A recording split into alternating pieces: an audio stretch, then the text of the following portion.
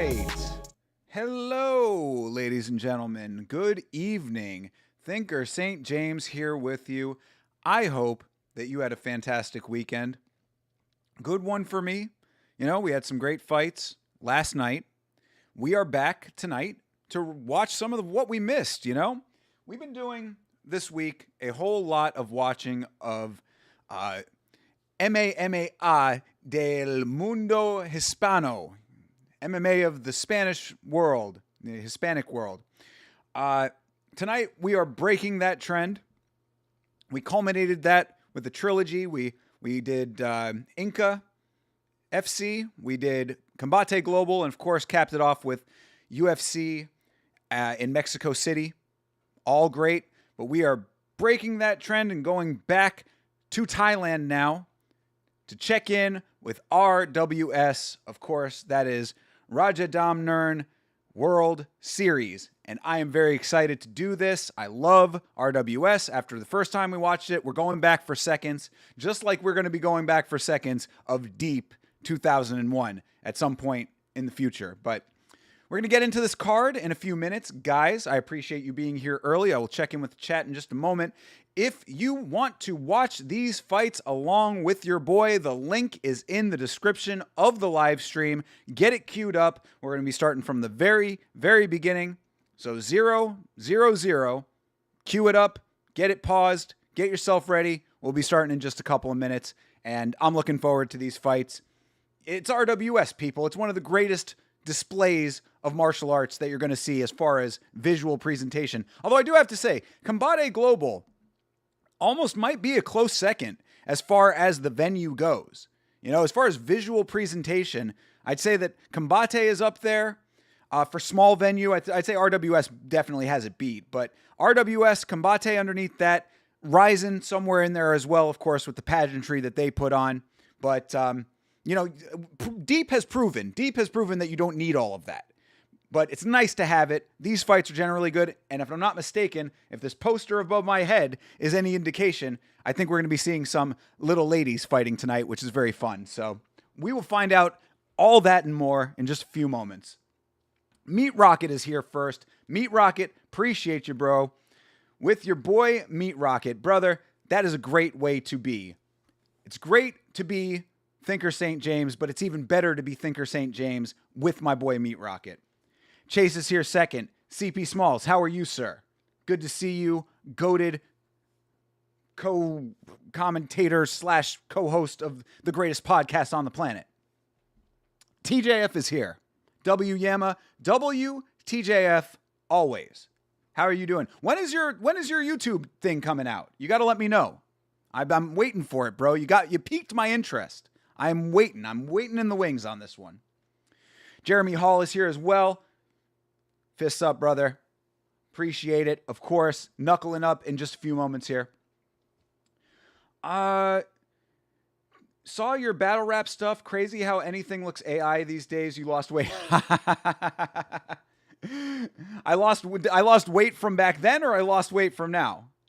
Because that's about that video. I think that was posted in the Discord is probably like 10 years old, 15 years old, however many years. But thanks for watching, I guess. Yeah. I knew that was going to come up at some point. That's not even my written battle, though. We got to watch my written battle at some point. Maybe what I was thinking is that maybe at some point, if I do a Patreon, we'll do like Patreon exclusive stuff and we'll go through and watch all of my battle rap stuff and you guys can roast me. Definitely AI. I promise you, bro. AI was just a movie by Steven Spielberg when that battle came out. Hey, Poitato is here. The other goated co-host. Vitz King, how you doing, brother? Can't wait to touch your beautiful face. Likewise, bro. Good Lord. I feel like these fingers have not ran themselves through a majestic beard in quite some time. Yours specifically or anybody else's. If I'm going to do it, I'd prefer it to be yours. Ryzen Fighting Federation. Yes, Ryzen, absolutely. Yeah, we're gonna be watching more Ryzen at some point. In fact, I think that we're gonna try to watch Patchy Mix make his debut on Ryzen. But don't hold me to that. I have to see what the schedule is looking like. Deep has Pokemon. Big facts. Yes, that Deep had a little bit of everything, bro. I'm still in awe. It's so funny. Okay, so I just I on Sundays I do a little family dinner. Went to dinner with the family. My pops asked me. He was like, "Oh, did you end up watching?" Because when we were together for our last Sunday, I told them I was like, "Yeah, I'm gonna go home and I'm gonna do this. I'm gonna do this Asian promotion, this Japanese promotion tonight." And he asked me tonight. He was like, "Oh, did you end up doing that Japanese promotion?" I said, "Dad, you don't know the greatness that I saw." You don't know the greatness that we witnessed on last Sunday, bro. I mean, like, I'm still in awe of Deep. I cannot get over how great Deep was. And of course, the Pokemon just added another layer to it. So we are absolutely going to be watching more Deep. And I still have to reach out to Deep and see if I can get them to send me a shirt in the United States. I went and I was going to purchase a Deep shirt, but they only ship to Japan. So I got to see if I can talk to them and figure out how to get it shipped over here. You were here first on Twitch. Appreciate you, Vitz. Always, of course. You could be first before the stream even starts. You could be out on the stream before there's even a stream.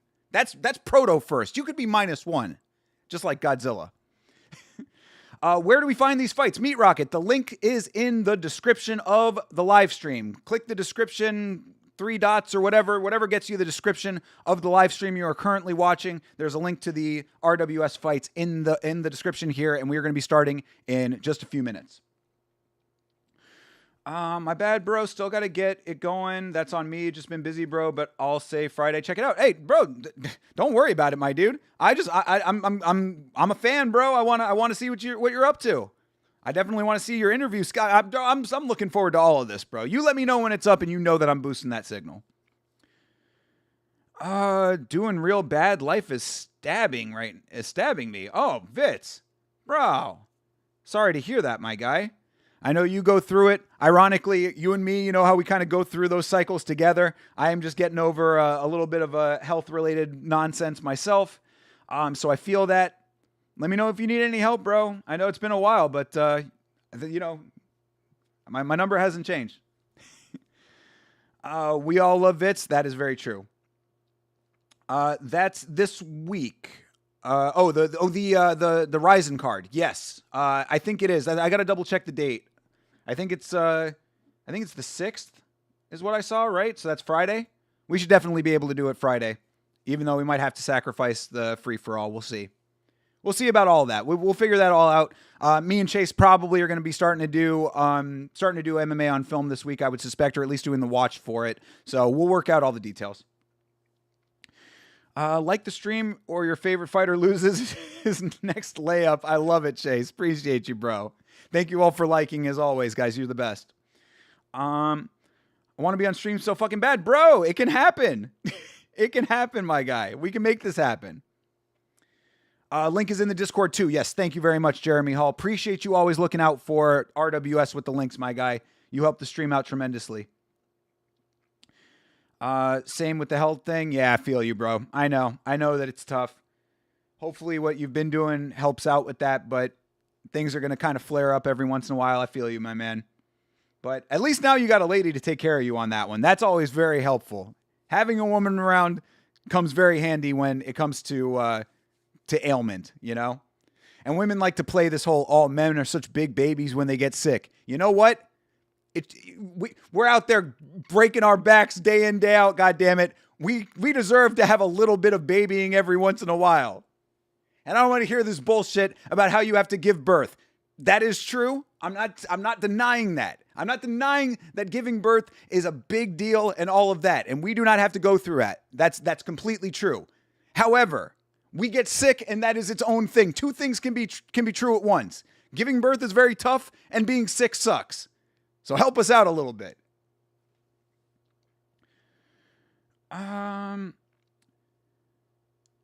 Yup, always. Oh, yeah.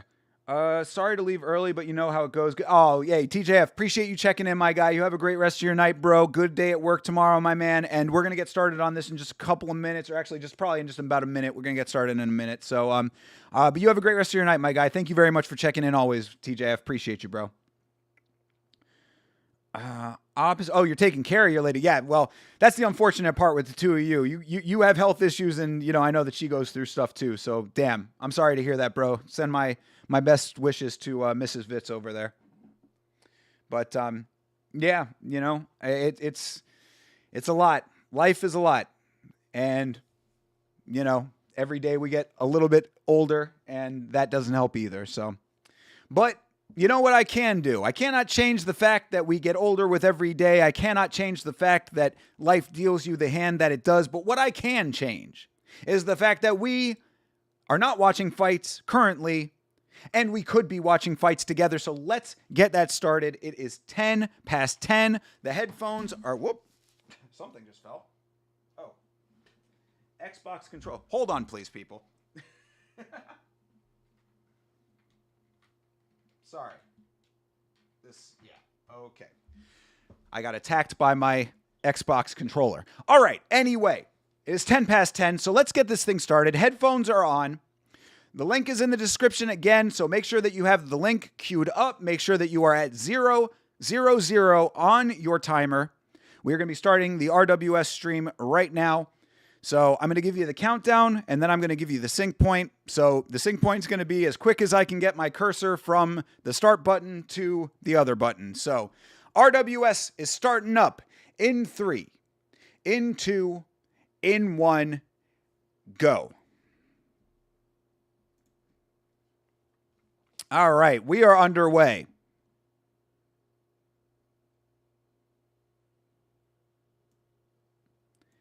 Now to see Kitty's titties? What? Now to see Kitty's titties. Where was Thinker in any of that? Why is that in your autocorrect? I want to know what your conversations are like privately, Vitz. All right. Bowing to our commentators here.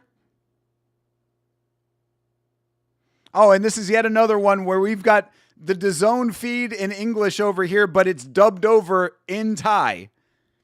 So if you listen closely, you can hear the English, but we're getting the Thai broadcast, which I love. WorkPoint official, goated YouTube channel. Shout out to Thailand always. Next up, bro.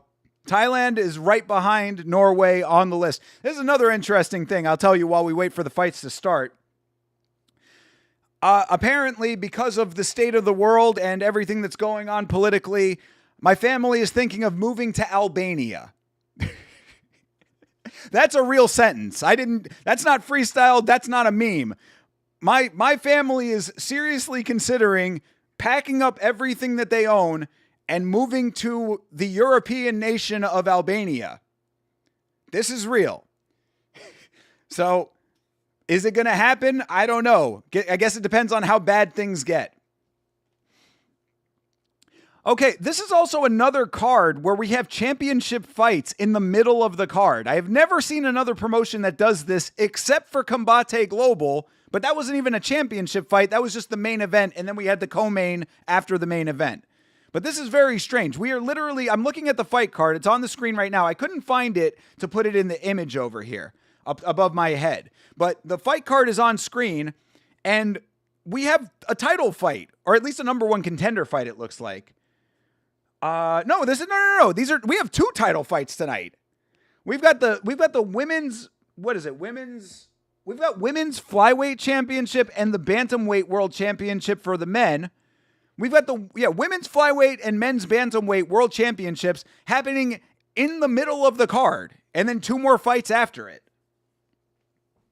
Very strange, but I'm all in as always. And God, if you have not seen RWS, I implore you, you don't even have to watch along with us, but just click the link and look at the arena. Look at this venue. Look at this goated place that you can watch fights. Oh my God. They're showing the wide shot of it right now. And every time I look at it, I am like, this is the best venue I have ever seen for for Muay Thai in this case, but for any combat sports. This is the greatest combat sports venue I can think of right here. What do you mean? I send you random shit all the time. That is true. That is true. But that's other people. That's other people's memes. I want the real convo. I'd like to just have an actual one some point, Vitz. Pretty hot women in Albania. Yo, and Albania with the fucking hardest flag of any flag on the planet. Albania has the most goated flag of all. For real. In fact, the fucking Albanian flag is the Yama colors. Another dude walking out to Soulja Boy. Yo, Juan Andrade coming out to Soulja Boy. Who did that yesterday? Not yesterday. No, it was on Combate, wasn't it? Didn't somebody come out to Soulja Boy on Combate? It might have been on Inca.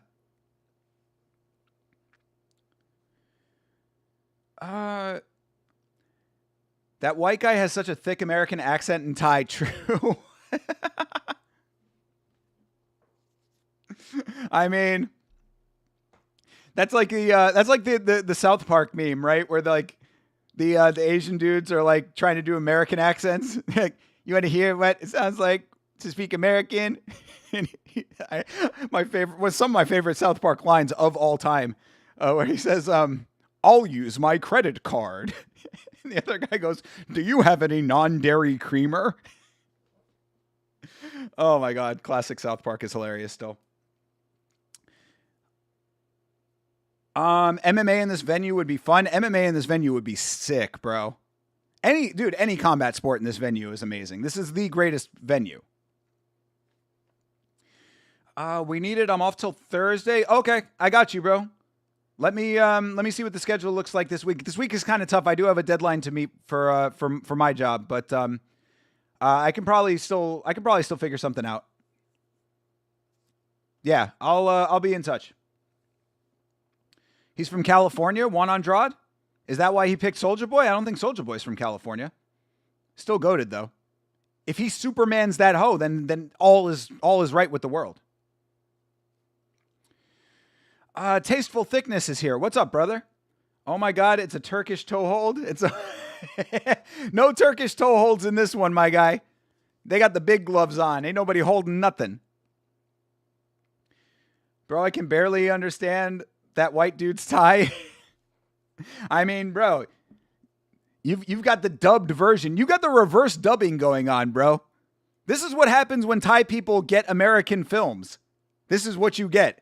If you go down to the Thai market and you're out there with the dude who's got the mat out and he's got a bunch of burned DVDs out there, this is what it sounds like.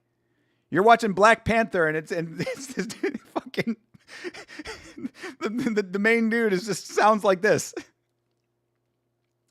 Debt Collector 6767. You anyone see that chump Meat Rocket? His ass is mine. Oh, is this guy? How many of you motherfuckers have alt accounts, bro? Jesus Christ.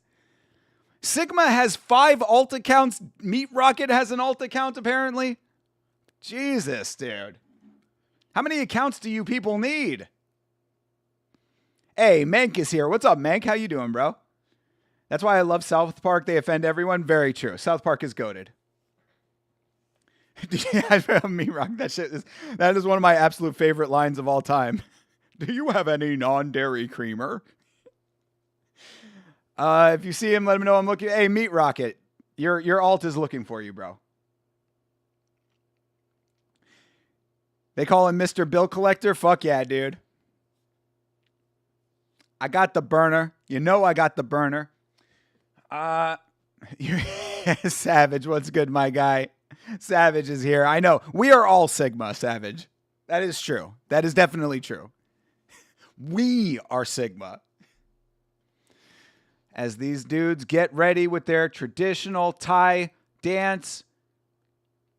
I need to know what the significance of the dance is. I mean, I would assume that it's some kind of like paying of respects to the fight in general.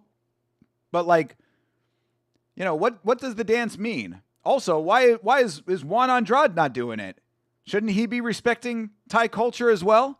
You're fighting Muay Thai, Juan. Tyler Betts, what's good, my guy? Good to see you as well. How did your Tyler bets go yesterday? You're going to Sigma Savage all day? Very good. What's the point of an alt account? I have no idea. I mean, when it comes to YouTube, I really don't know. But I guess some people have different accounts for different things. Like Sigma has alt accounts because he has different styles of content that he does. The Y crew. True. The Yama crew. Chill. I'll settle Meaty's debts for him. I mean, all right, dude. Say that at your own risk, I guess. No bets last weekend. Should have, though. I'm amazed, dude. I got fucking 10 of 13 right and still only hit on one parlay. Fucking ridiculous. Fucking ridiculous. Brandon Moreno fucked me real bad on that one. Waiting for the Holloway card? All right. Well, we'll see what happens there, bro. Best of luck. Always. I have alt accounts to say the N-word. All right. Say it with your whole chest, bro. See how that goes over. It's kind of a coward move to use an alt account when that's what you're trying to say. Oh, the Y Crew is the name of the dance they do. Okay, well then, so what's the significance, Jeremy Hall? BRB gonna lay the boy to sleep. Oh, well, you give that boy some pets for me, man. I miss Jake very much. Also, I think, did you say you got a new dog too? Shit, man, I haven't seen the new dog. Multiple boys. Yeah, they force us to parlay everything with props, odds getting harder and harder. They don't force anybody to parlay anything, right? I mean, you can play straight bets if you want to go that route. Probably the smarter route to go, honestly. It's just shorter money. Everybody wants to hit big. Everybody sees the big plus sign in front of it and say, that's what makes it worth. I was one leg away from actually hitting. That really hurt my feelings. Yeah, if you want to win, you should just play straight bets. Oh, and my favorite ring girl. You know, this ring girl here, they just said her name. I'm going to rewind and go like follow that chick on Instagram cuz she's got this girl right here. You know, I'll tell you something, people. Let me explain something real quick. The ring girl in RWS. She's got a chin that is like, this is specific to me. I have a thing about chins when it comes to women. Fight's underway, by the way. Hong Cheol versus Juan. I have a thing about chins when it comes to women. They got to be right, and there's no right one, but I know when it's not right, for me personally. That is a girl right there who is so cute that I would let that chin slide. And then she can let that chin slide, if you know what I mean. Anyway, sorry. Just needed to explain my feelings on women's chins real quick. All right, these guys are going for it real quick. No, they're going for it, though. They're going at it. Commentary sounds louder than it was last time. I don't know if that's just me. Ooh, nice. Yo, that was a nice reverse. Return kick. Juan caught the kick and then gave one back.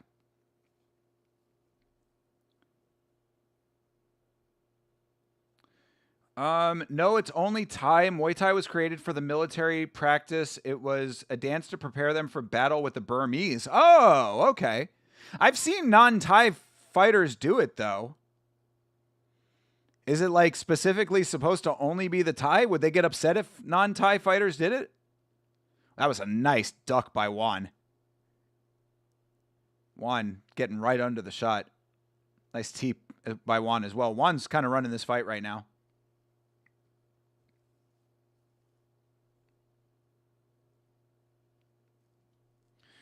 Or you got to bet hundreds to win on a minus 250 favorite. I mean, you don't know, but bro, like this is the thing. If you really want to bet smart, you play the long game. So you bet small amounts on minus 250s and get it right consistently. Yeah, you're only winning pennies, but you do it enough and then you make money. Everybody wants quick money. That's the problem. Same reason why all of the scam artists end up getting caught. If you ever watched the show American Greed, That is the one thing you should take away from American greed. Well, two things. Number one, and first and foremost, don't scam people. You're an asshole if you do that. Number two, 90% of the scammers on American greed would have gotten away with it if they didn't get too greedy. If they had kept their scam under control, 90% of those dudes would have ran off into the sunset, never to be heard from again, scot-free. Or their scam would have just kept running until they died. What happens is people want money too quickly. They get too greedy. So I say that to say, bet $10 on a minus 250, get, whatever that is, $1.50 back, or however much that turns out to. 250. Get whatever you get off $1.50 or a $10 bet on minus 250 and just keep doing that if you are that confident. All right, round one complete there. These guys are going for it. Respectful ritual performed by Muay Thai fighters before a bout to honor their teachers, coaches, gym, family, and often accompanied by traditional music. Yes. Well, I know that part of it. So I think you actually answered my question with the military practice. I was curious why, what started it? And also, why is it a dance? I guess maybe that's just other cultures do that in general.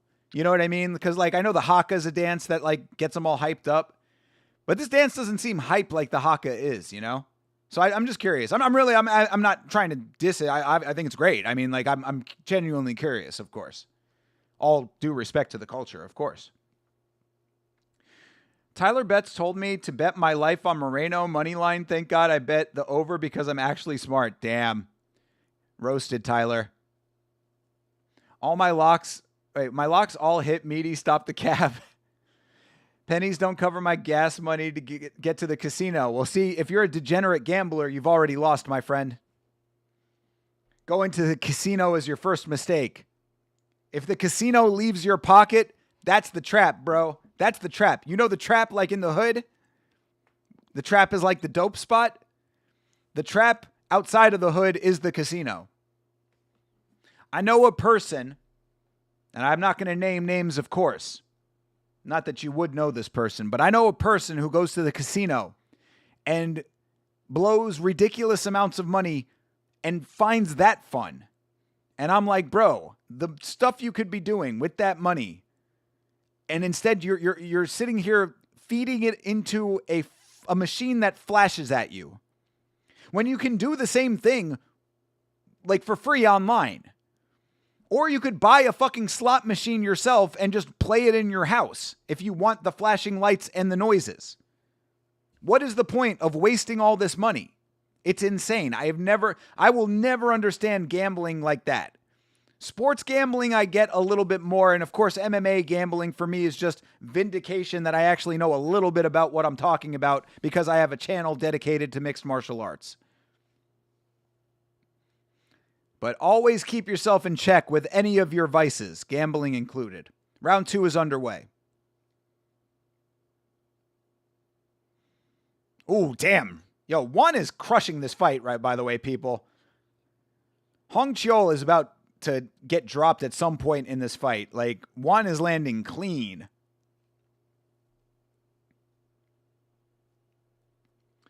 I've seen no Thai fighters in one championship do it. Yeah, that's why I was curious about it, is because you don't see it in one championship, but then again, you also see small gloves in one championship. So I'm suspecting that one championship kind of breaks from the rules a little bit. Or not the rules, but the tradition. And Hong Cheol just slipped. Can't risk $10 to win $1. It's a fist fight. Online gambling is not legal in my state. Okay, well, fair enough then on that one. Fair enough on that then, Tyler Betts. Follow the letter of the law. Or just bet overseas like everybody was doing before it started getting legalized everywhere. But either way, don't do that if it's not legal. That's not any kind of actual advice. Only do that in Minecraft. My coach sent a small voice message breakdown of the Moreno fight. If I can copy it, I'll put it in the Discord. It's good stuff. Okay, cool. Does he get hype, or is it just funny, or is it sad? Those are the only two options. Funny or sad. Yo, why is Juan crushing this fight. Juan Andrade is running this shit, dude. Hung Chol is getting his ass whipped. Nothing like the 10:30 at night Red Bull. All right, they break. You on round 2 of Juan and Hong? Yes. Yes. Sorry, Savage. I didn't see that earlier. Yes, I'm 25 seconds before the end of round 2. 20 seconds right there. There you go. There's your sync point. They show pay-per-views for free at casinos. That's true. Yeah, fair enough. Even though we don't have pay-per-views anymore. So, but either way, the fact that you're that it's not legal in your state, you're all right there. It really, honestly, I'm not even really trying to vilify the casino. I like the casino. I enjoy going to the casino. There are women at the casino. You know, I can get down with a little bit of gambling here and there within reason. So I'm not trying to vilify the casino like as much as maybe I was making it sound. All I'm saying is just be careful. You know, if I can stress anything to you guys, just be careful, because money. Like, people need to respect the value of money. Like, I feel like so many people are, like, frivolous with their money, and then they wonder why they're broke as fuck all the time, or, like, in debt or whatever. It's like, money is very basic, man. Got to be making more than you're spending. Something that I could certainly use myself. And I'm trying to get to. Bro, I hit a crazy $1 money line bet on Saturday on Santiago Luna. I'm living big now. Nice, bro. $1 on the money line. Got yourself 40 cents? Hell yeah, bro. You're going to be chewing bubblegum for a week, my guy. They stand in the pocket the whole time? Hell yeah, which is why you love it. But, like, and also the open scoring is nice too. But, yeah, Hung Chol is just fucking, dude, yeah, he's down solidly 2 rounds. This is, like, real bad. And also, I mean, like, to be perfectly honest, Juan Andrade is not looking like a killer out here. I mean, he's doing fine, but, like, Hung Chol is just, this guy ain't it. He ain't about that life, you know? Amen. Gambling vice is something else. Glad my New Year's resolution has held up so far. Yeah, I'm glad for you as well, my dude. I am glad for you as well. Yeah, I'm very I have had plenty of vices in my life, trust. You know, I've struggled with things in the past, but thankfully gambling has never been one of them. You still think about downloading the app every now and again? Like a true addict that would. Yeah. I think about my vices every once in a while, too. Gambling is haram, true. All synced up. Appreciate it, Savage. Thank you for being here, brother. Good to see you again. Hope you're having a good end of the weekend here. Slots are the devil. Slots are just dumb to me. It's way too random. Now, granted, there's a level of randomness in all games, of course. They're all games of chance. But, like, fuck, man. Slots is literally just whatever the computer wants to do. Plus, I don't get anything out of the pull the thing and see the thing spin around and hear the noises go off, the chimes and shit. I never understood, like, oh, all the flashing lights and the sounds. It's like, who gives a fuck? If I want to see flashing lights and sounds, I'll go to the fucking county fair. At least there I get to ride the Gravitron. It's good stuff. It's breakdown basically saying he saw Moreno training like a pure boxer for this fight at the PI. Got you. Oh, was he at the PI? Was your coach at the PI for while Moreno was there?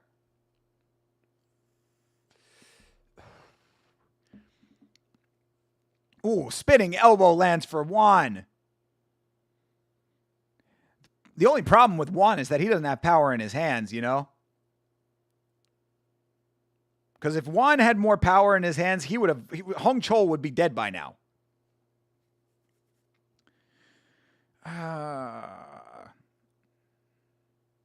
So is foosball? So is foosball what? I haven't started MMA gambling yet. I do gamble on NFL, NBA, and MLB.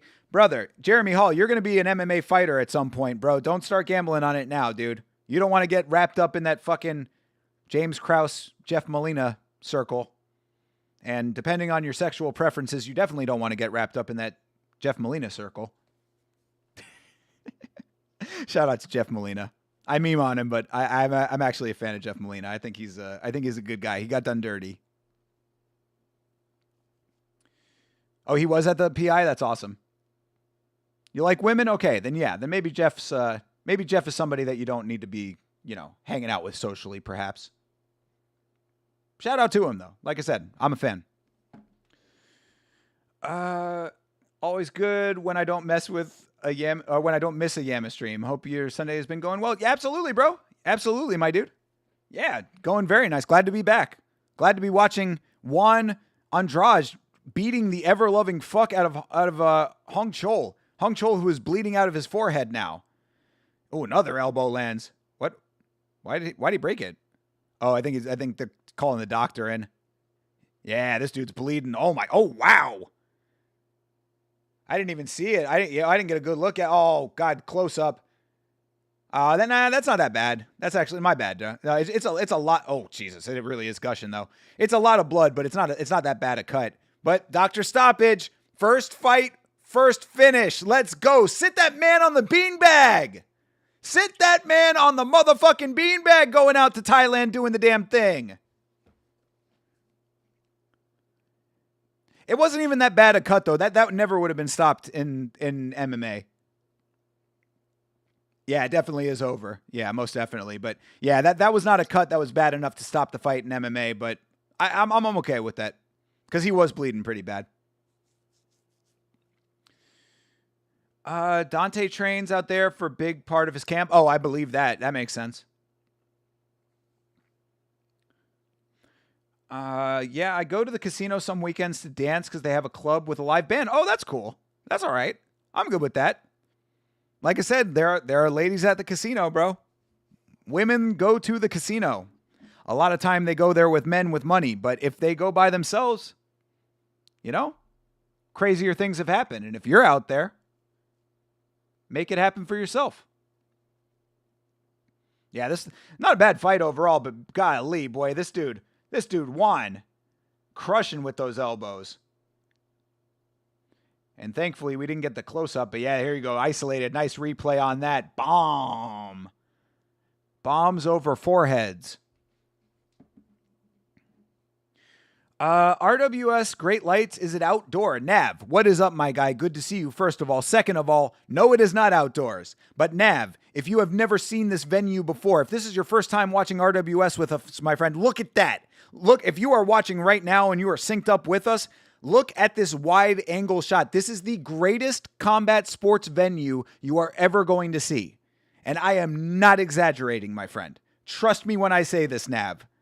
This is the Rajadamnern Stadium is the greatest combat sports venue, pound for pound.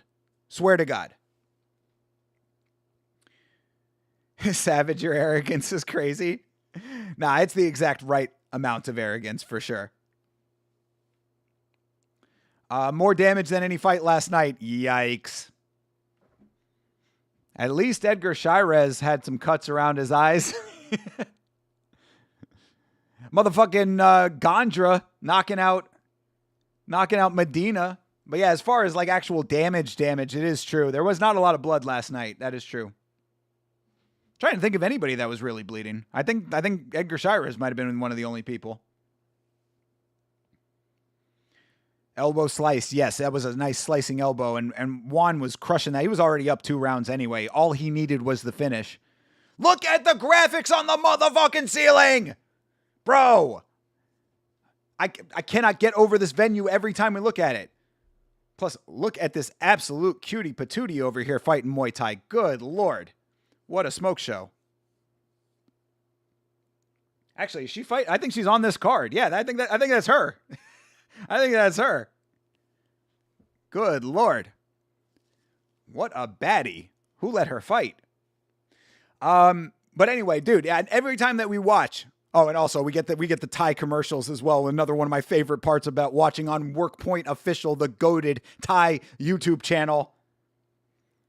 Thai advertisements are so colorful and fun to look at. This is my casino. This is my slot machine. Just watching Thai television. Yeah, every time we watch RWS, it is the graphics. It is the LED display around the ring, the ring of the ring.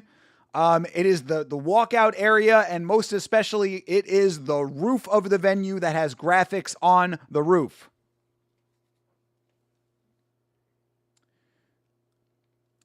He had a Marvin the Beast Eastman cut. Nice. Good pull there, sir. According to my coach, Sean Strickland is really nice, good dude. His interviews are a pure act. What I would say to that is there is definitely an element of him playing it up for the camera for sure, but you can only play the part so hard before there's an element of yourself in it, I say. It's the same thing I say about Sam Hyde. Sam Hyde, the comedian. I'm not personally a fan of Sam Hyde very much, but I as a comedian, like, I understand that people really like what he does, and there are certain things that he has done that have made me laugh for sure. I do see that, like, he does have value to his comedy, but you can't tell me that Sam Hyde is not an anti-Semite. I mean, like, that like, and again, that regardless of me, like, I don't, like, if I was fucking Muslim or Christian or fucking Buddhist, it wouldn't matter. If you, you don't play the part that long and not have those feelings is what I'm trying to say. So what I say that to say with Sean Strickland, it's like, yeah, he might be a nice guy in general, but, like, if you choose to play that act, there has to be a piece of yourself in that act, I would say. It's very rare that you would ever see a person go like full Stephen Colbert. You know what I mean? Like a dude who's literally just playing a character completely and there's no part of him in it. So I don't know. That's just my thoughts on it. For sure you watched an outdoor RWS a few weeks ago for a few minutes. I mean, this is the second RWS that we've watched, and the last one was in the same arena, bro. So maybe we looked at it for a second or something, but it's been inside all the time. Maybe my arrogance is just savage. Well, that's definitely true. Come on. We know this to be true. You're wrong about this arena. Last week's Deep card was at the Tokyo Dome. It was way better arena. No, brother. Deep's card was in the middle of a Japanese gymnasium where middle schoolers throw around dodgeballs. And it was lit as fuck. Hey, CTE is here. Hello, sir. Good to see you. How are you? Doing well, brother. Hope you are watching RWS with us because we are in the goated venue. Look at it. Look at it, McKeever. Good Lord. This venue is fucking gorgeous. I love the T-shaped LED screen. So fucking goated. I don't even really fully understand why it's a T-shape. Oh, I guess so they can have those under door areas underneath it. And you know me, bro. I obviously live entertainment. I'm a nerd about like venues and all the technical aspects of things. But I would love to see this venue lit up. I would love to see it with the house lights on. Strickland is definitely at least half serious, if not more. Yeah, I mean, I think it has to be. Because he says some fucking outlandish shit that's like, bro, you are grifting. If you like, that's why I never buy the idea of people grifting. Because I'm like, because what people say about grifting is, they're saying things that they don't actually believe for money. And I'm like, no, they're saying things that they actually believe. Maybe it's hyperbole, but they're saying things that they actually believe for money. And like Strickland is no different. It's like you might be playing it up. It might be hyperbolic. Same with Colby Covington. Of course, Colby is like way more character based, but Sean is pretty much in the same line of it, I would say. Sean Strickland is a social media influencer. We know this. So he plays to an audience. He has picked a very specific audience that he is playing to. And there's a reason for that. So, Superman! How did Juan come out to Soulja Boy and there's an actual dude named Superman? Juan did Superman that hoe, though. That is true. Juan Andrade did Superman that hoe, but there is an actual Superman on this card. You know how I know? His name is Superman. Going up against Kyrian Scope or Scope. Scop? Dope. Kyrian. I like that name. Kyrian's a dope name.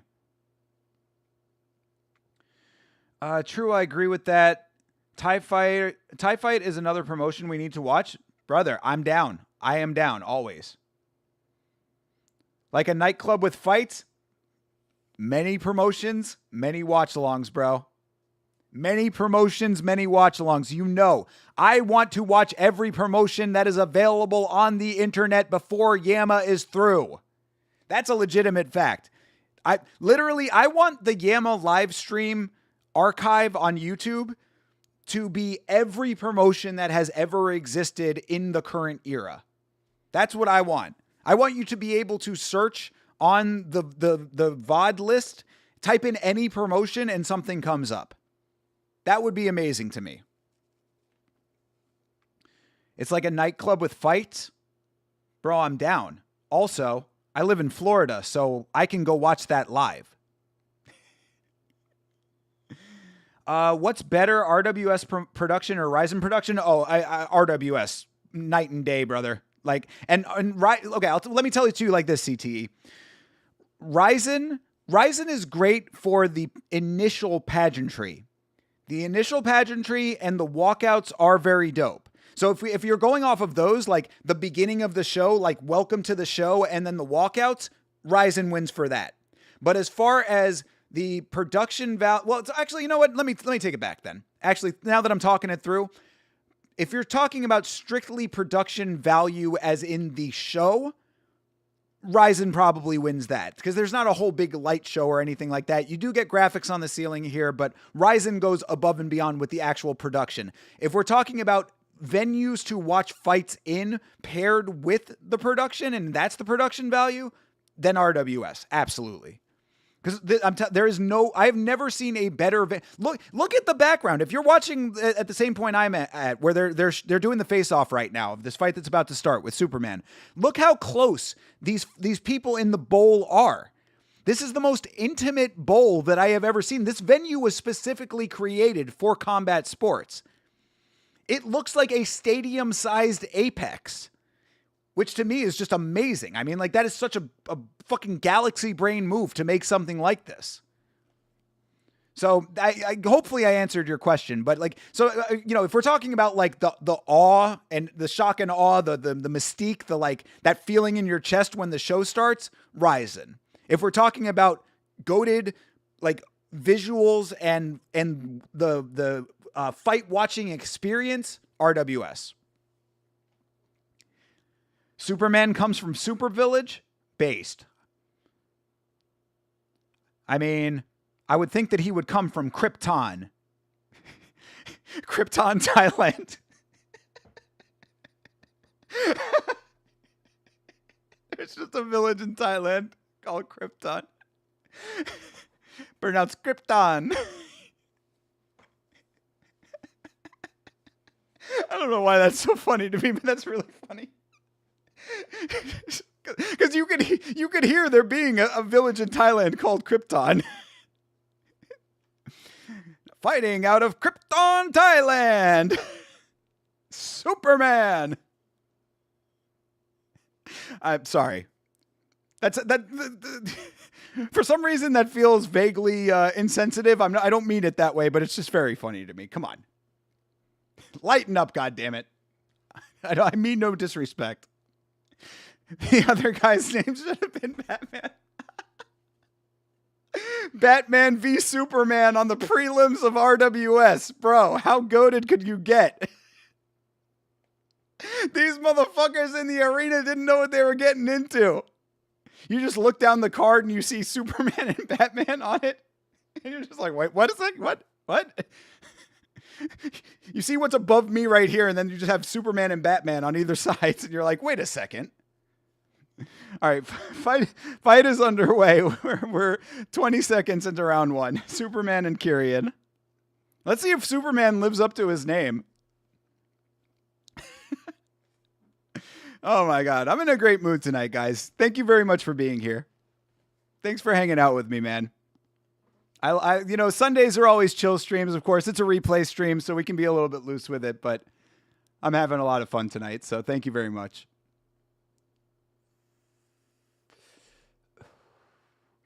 Superman not doing bad so far, although Kyrian's backing him down. Superman needs to walk forward. Ooh, nice head kick for Kyrian. Yeah, Superman not like, bro, circle out, my guy. Ooh, that was a nice left hand for Superman. Nice head kick again for Kirian. Oh, nice teep for Kirian too, bro. Foot to face. The ads in the background are the only thing that RWS lacks on. Like, I don't like the ads because, like, I get distracted from the fight for real. I was looking at the Panasonic logo in the back. I'm like, Panasonic? Is that... Did they just forget to put an ad in there? And then I was like, oh, no, it's an ad for Panasonic.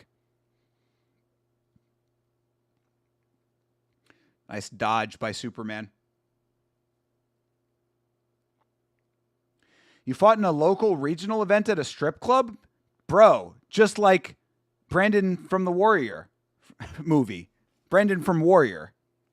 Chase got me doing that. There's a movie called The Warriors. That's one of my favorite movies of all time. And then Warrior, which is the movie that we reviewed on MMA on Film. Yet Chase calls it The Warrior and fucks my whole shit up. But yeah, Brandon from Warrior. Almost did it again. But Brandon from Warrior fought not in a strip club. It was in the parking lot of a strip club. If you've not... Oh, jeez. Nice kick for Kirian. Kirian with the kryptonite early. Yeah, Kirian's doing really nice. Kirian fighting out of France, I believe. All right, they break. Is Kirian bleeding? Is he bleeding out the forehead? Oh, he is. More blood. This is the most blood that we've seen on RWS. 2 bleeders today. 2 bleeders in 2 fights. That guy isn't Thai. He's doing the dance. There you go. Yeah. See? I told you. I've seen non-Thai guys do it. Shit, in Florida, we can host events live. Let's go. I have my backyard still waiting for Thinker versus Rick. Bro, Dan Hooker fucking throwing fights in his backyard, bro. Let's get a bunch of dudes together and fucking throw down. We just need to get a bit of money to throw into the pot. It's just a bunch of money in a bag.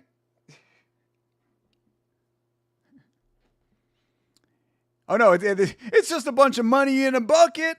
That's what it was. My favorite line from Roadhouse. Come on, people. Who's going to challenge next? It's just a bunch of money in a bucket. So get a bucket. Savage, throw some money in it. Let's do it. I'm down, bro. You know I'll announce. Dude, I will commentate and announce and live stream it. We can do a profit share. That actually would be kind of dope, just to have the Yama Fight League. You know, if I can't get some other fight league to let me air the fights on the channel, I'll just fucking throw my own fights and I'll commentate over those. I'll do it live and then I'll simulcast it after the fact and do the watch along of my own fights that we put on. I'm pretty sure Rajadamnern is one of the oldest Muay Thai stadiums in Thailand. Is that true? Is that true?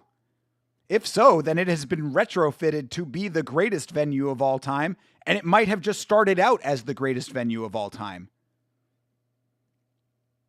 If that's awesome. If that's true, shout out to CTE for the factoid there. That's all. I learn more and more about combat sports every time we get together, people.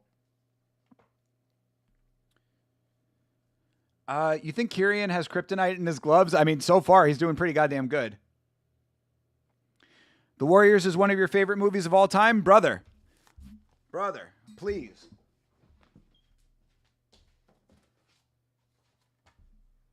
Two seconds it took me to get this off the shelf. You know why? Because I know where it's at. Always. Right here. And I don't even like... This is the ultimate director's cut version of it. I still need to get the OG version of it. The pre-director's cut. This is a fine version of it. I like the additions that they made to this, but I want both. Because The Warriors is one of my absolute favorite films ever made. In fact, I have always wanted to memorize Cyrus's speech at the beginning, his monologue. And in fact, if you are interested in my DVD collection, I can tell you here, by popular request, I have done a media tour of my VHS and DVD collection. It will be out on my second channel probably sometime tomorrow. So keep an eye out for that. I'll post it in the Discord.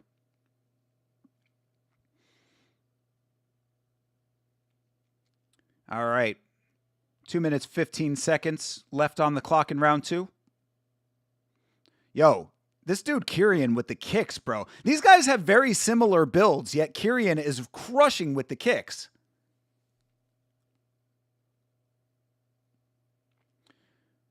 Bro, I'm hosting the venue, but I'll throw some money in the bucket. True. Good point, Savage. You're absolutely right, Savage. I should not be leaning on you to throw the money in the bucket.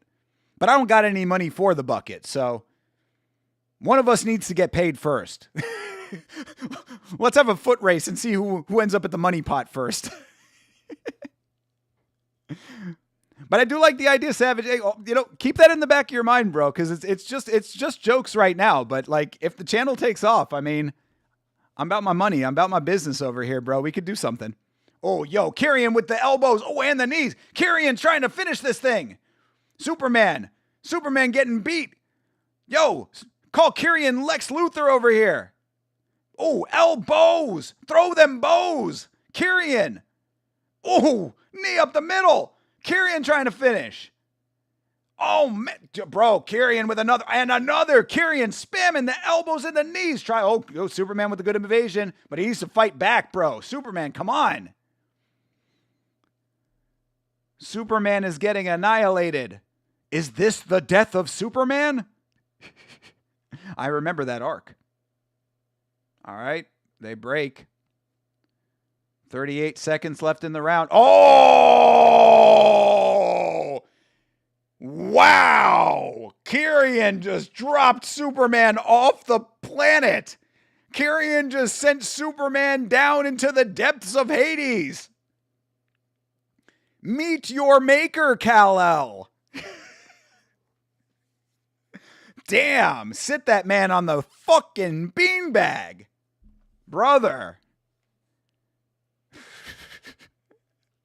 Kyrian was spamming knees and elbows like a champion. They go into the corner, they get broken up, and then Kyrian's like, fuck this, I'm done with this fight, and just bombs an overhand and drops him dead. He is down and out, too. He's done, dude. He's still not up. Yo, this dude Superman. This dude Superman needs to change his name, I would suppose. Could you imagine being a dude who beat Superman for real? This dude Kyrian gets to go home. What'd you do this weekend, Kyrian? Not much. I was in Thailand, beat up Superman, knocked him out.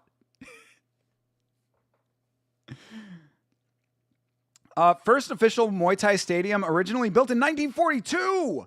CTE, this is awesome. That is so cool. Well, then I mean, it is only fitting that it looks as amazing as it does then. Yeah, we must go. Before your boy dies, I will see fights in the Rajadamnern Stadium.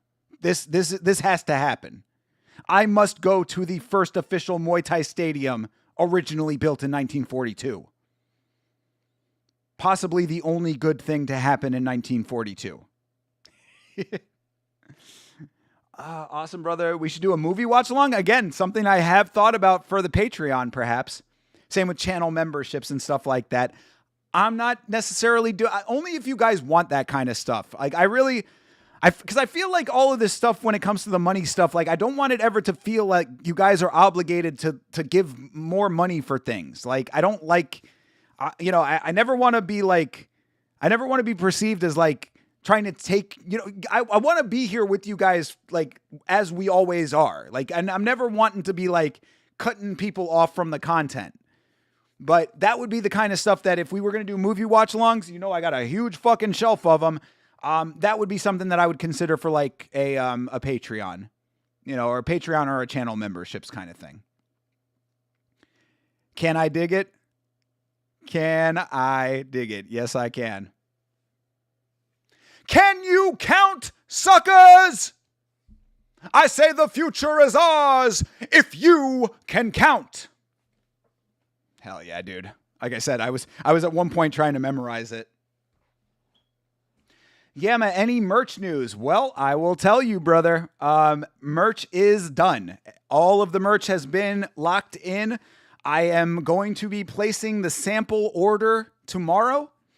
It's going to be a pretty penny, so I don't know if I'm ever going to make my investment back on this merch. But I'm going to be ordering samples to make sure that the quality is of a standard that I would want to have on your body, because as I have always said, I would never put out a piece of merch that I would not wear myself.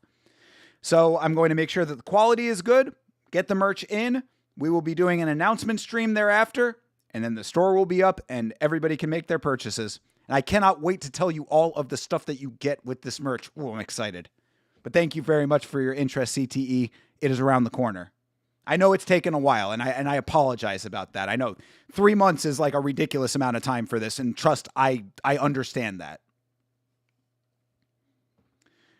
I can't believe you're laughing about those poor Kryptonians. They lost their whole planet.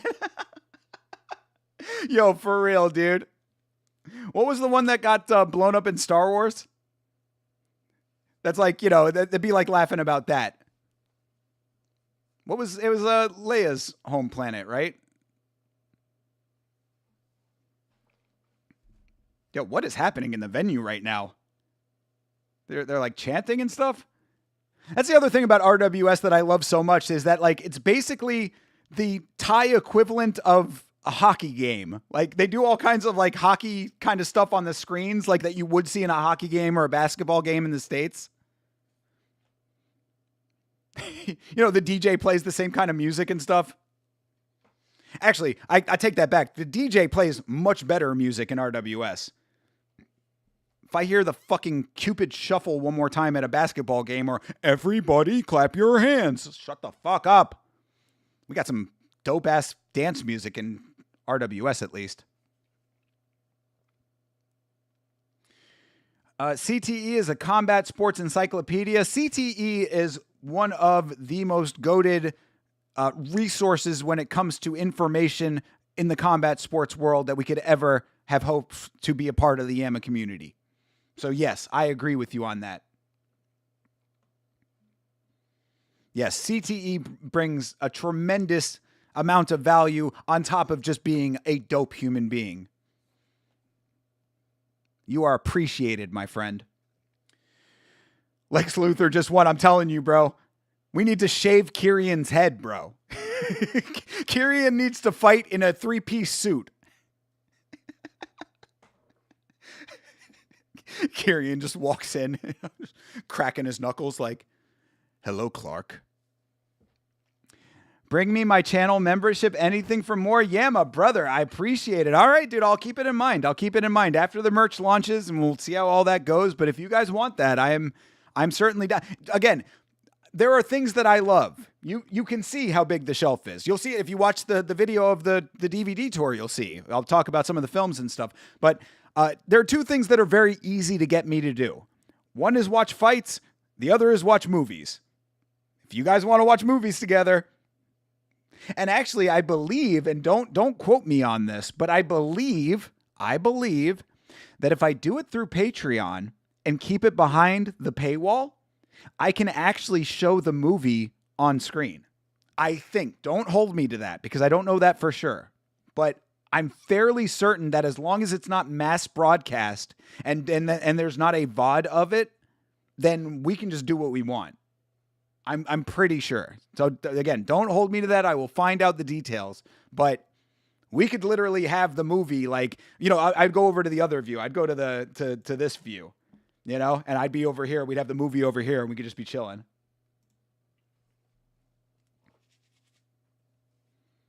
Dance cam. See, I told you, it's just like a basketball game. This is a Thai basketball game. And it's always amazing to me how many like Europeans and people from other countries, at least, you know, outwardly, by appearance, at least, you know, people from what would be appearing to be Europeans are always at these events. These people are not dancing. No one wants to dance for the dance cam. Come on, bro. There you go, bro. Dance. See, thank you, guy. Thank you, guy in baseball cap. Bro's rocking the dad cap, dancing with his girl. There you go. See? How you going to be on the dance cam? You don't even fucking dance. That bothers me. Oh, hello. Let's go. Thank you. Little Thai lady was just shaking the moneymaker there. That's appreciated. It's the viral TikTok thing where you say the thing to beat to win and your brain rots. Oh, yeah, I think I know what you're talking about. I don't know what it is, but I think I might have seen a clip of it before. Like, so Nav, I think I know basically what you're getting at with that. Nav, another person that's highly valued in this community, bro. Thank you always, bro. John Dong is here. There you go. What's up, John? How you doing, John? Hope you are well. Thank you for being here. Hope you're enjoying RWS if you're watching with us. I'm just a combat sports nerd. Much love, brother. See, this CTE, I try to explain this to people who are not combat sports fans, specifically fans. Now, you straddle the line because you train, and then, you have, you compete actively at times or whatever. But I try to explain this to non-combat sports people, like being a fight fan. Specifically that thing, a fight fan, is its own thing. And I don't think people really fully understand it if they're not one of us. And I know that sounds weird, and like I'm not trying to be like, oh, we're like this cool club or something. Like, no, it's not that. But like we are our own thing. Like it's a very specific community of fight fans. Not fighters, but fight fans. And that is always the place that I want to be. Is like, I want to be amongst fight fans. If you are a fighter, that's fucking awesome. You know what I mean? Like so we've got several great fighters in the Yamiverse. Fighters, coaches, BJJ practitioners, professors, that kind of thing. We've got a great community of people who are actively competing. But like being a fight fan, even aside from being a fighter, it's its own thing. And I feel like there are just people who will never understand that element of this because it's very different from being a person who watches fights. You know what I mean? Like being a hardcore, I guess is what I'm trying to say. I was trying to avoid saying it that way. Dude, I can't believe I didn't get a single bet right last night. Bro, it has happened to me before, brother. Trust, it has happened to me before. Usually I get at least a few right. Well, how many legs were your parlays though? Because that's always, I think, what kills people, man. If I really was trying to recommend, if you're going to parlay at all, I would really only recommend like 2 to 3 legs. 3 legs max. Lachlan is here. Lachlan, what is good, my guy? Yo, putting on RWS now, that is the best decision you are going to make all day long, sir. I've been to Rajadamnern Stadium twice and going again in May. What? Bro, Lachlan, are you kidding me right now? It's such a cool show. Oh my God, Lachlan, with the goated knowledge of the venue, multiple trips to the Mecca. Because to me, this is about as much of a Mecca as you're going to get for combat sports. This venue is amazing. Damn, Lachlan beating all of us in greatness right now. Sit that man on the beanbag. Holy shit. That's so cool, bro. You're going in May. Man, dude, if the money was there, bro, I swear to God, bro, if I had the money in the bank right now, I would be like, Lachlan, I'll meet you there in May. You know what I'm saying? Like, if the money was there, knowing what we know about Rajadamnern Stadium at this point, now with CTE telling us that this is the oldest Muay Thai stadium in the world, basically, right? Because, I mean, where could there have been a Muay Thai stadium besides Thailand first? Knowing what we know and seeing what we have seen and knowing that you were going to be there in May, bro, if I had the cash, I would be sitting next to you. And you'd be like, damn, why the fuck is Yama sitting next to me, bro? This is weird. I watch you on my phone, bro. What the fuck are you doing here? I'd be like, damn, Lachlan, I thought we were cool, bro. Jeez. Just wanted to watch fights. All right, well, you can sit over there, though. I'm like, all right, I'll sit over there. I wasn't doing parlay. Oh, you were betting individually and getting them wrong? John Dong, come on, John. John. You know what that tells me, John? You know what that tells me? That tells me that you were not listening to the greatest mixed martial arts podcast on the planet. You were not listening to last week's fights. Because if you were listening to last week's fights, you would have been listening to Thinker St. James here. Almost fucked my own name up.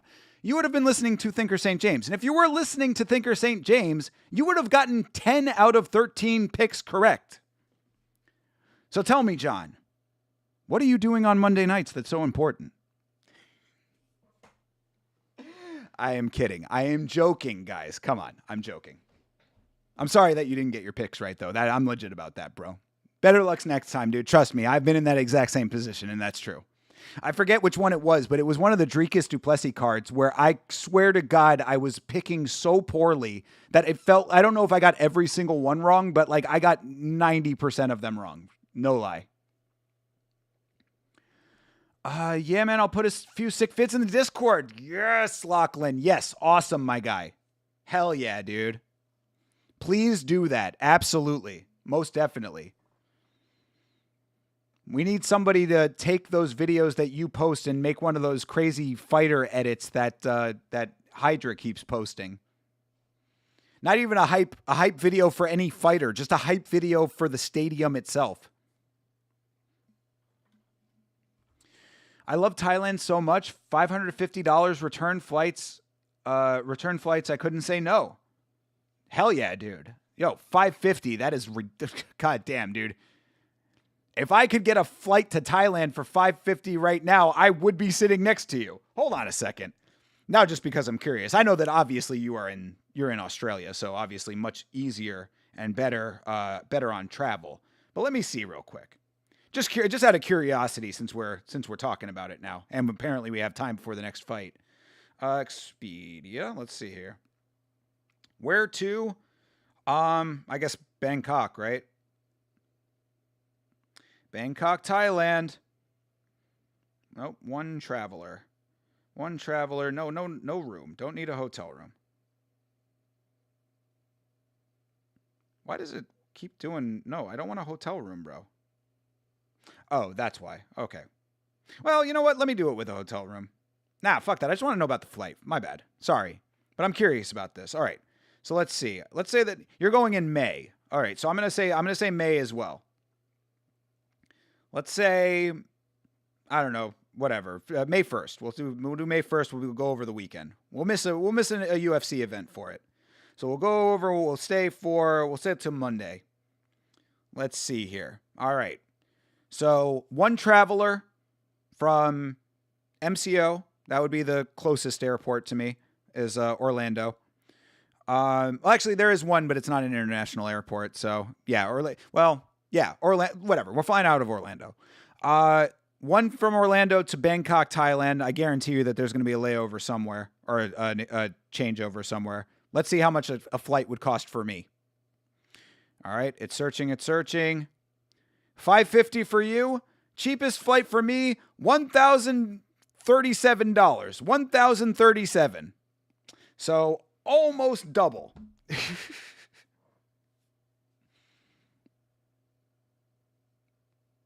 Yeah. So there you go. Perks of being an Aussie.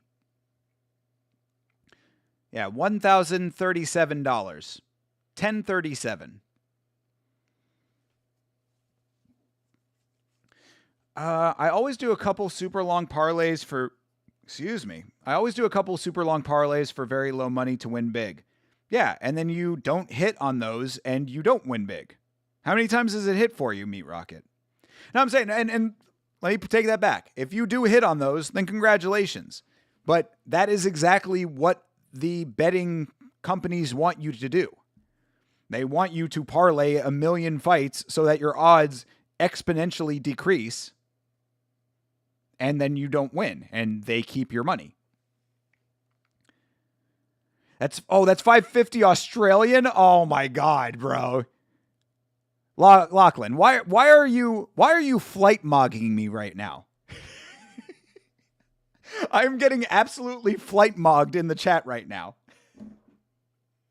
$550 Australian is more like $375, bro. For $375, I would be sitting right next to you and you wouldn't even know it. I wouldn't even tell you. You would sit down in Rajadamnern Stadium and you'd look to your left and Thinker St. James would be sitting next to you. What's up, bro? I'll just be waiting. Just be waiting, posing for you. What's up? Yeah, $375. I'm here. Thanks for liking and subscribing. Foster's Australian for beer. We know these are facts. Apparently it's piss though. I'm telling you, Foster's Australian for beer. The Aussies might hate it. As far as a marketer and myself goes, one of the most goated marketing campaigns you can think of. Why? Meat Rocket is still talking about it, and that campaign ran in the 90s. A little more stadium lore. All right, more stadium lore. I'm into it. The Raja Belt is the most prestigious along with the Lumpini Belt, built in the 1950s. One hosts a lot of events at Lumpini. I did know that. That I did know. Yes, I did know that that one hosts at Lumpini. And that's another venue I would love to see a fight at, of course. But I didn't... one championship has their own belts, but does Lumpini have their own belt? Like, do they have their own Muay Thai organization that's not one? Because RWS is the Rajadamnern World Series, and this is taking place at the Rajadamnern Stadium. Also, what does Rajadamnern mean in Thai? Does it mean greatest stadium of all time? Also, where are the fights? Why are we sitting around here waiting for... I feel like we've been waiting... I mean, look, I love talking to you guys, but, I'd like to see a fight at some point here.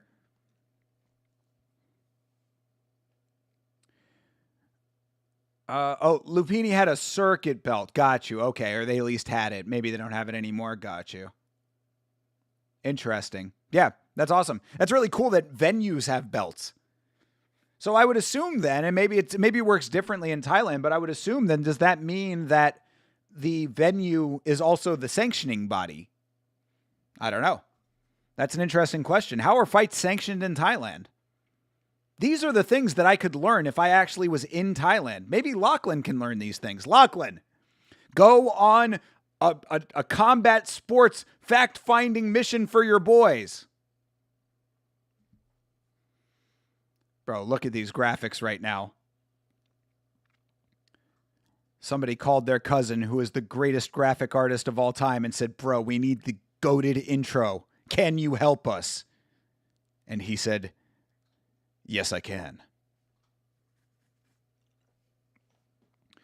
Hey, Bleeding Edge is here. Bleeding Edge is randomly sneaking in with some stadium lore for us. What's going on, brother? It doesn't have a direct translation. It's just a name. Oh, interesting.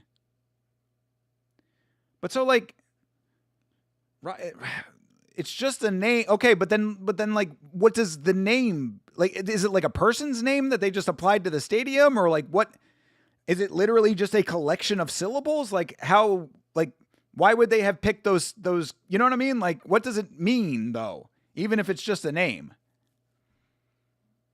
Like, if it doesn't have a direct translation, I'm like, there's got to be something there, right? Like, why wouldn't they have just called it the B Stadium or any other random set of syllables? I don't know. I'm spitballing here, but I think I'm kind of making sense. Rajadamnern means Raja Jackson in Thai. Oh, well, that must be why the fights are so good. That must be why Superman got his ass kicked. Superman Psycho Stew. Super Stew. I don't know. I was trying for something. It didn't come together, but you know what I mean.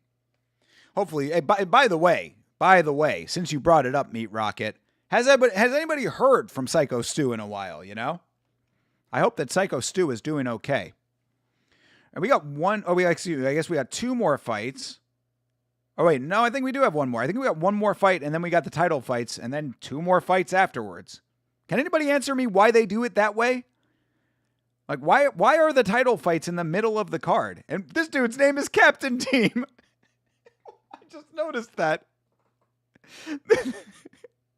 Captain Team. I love it. He's the interim champion. What team does he represent? Sorry. That's Captain Team. You normally fight your way up in venues based on skill. Part of the reason the Raja and Lumpini fights are bangers. True. Hell yeah, dude. Fuck yeah. Merit-based. That's the difference. One of many differences, but that's definitely a difference from how it is in the United States. Where we're out here trying to sell fights. They're out here trying to sell greatness. That's a bar.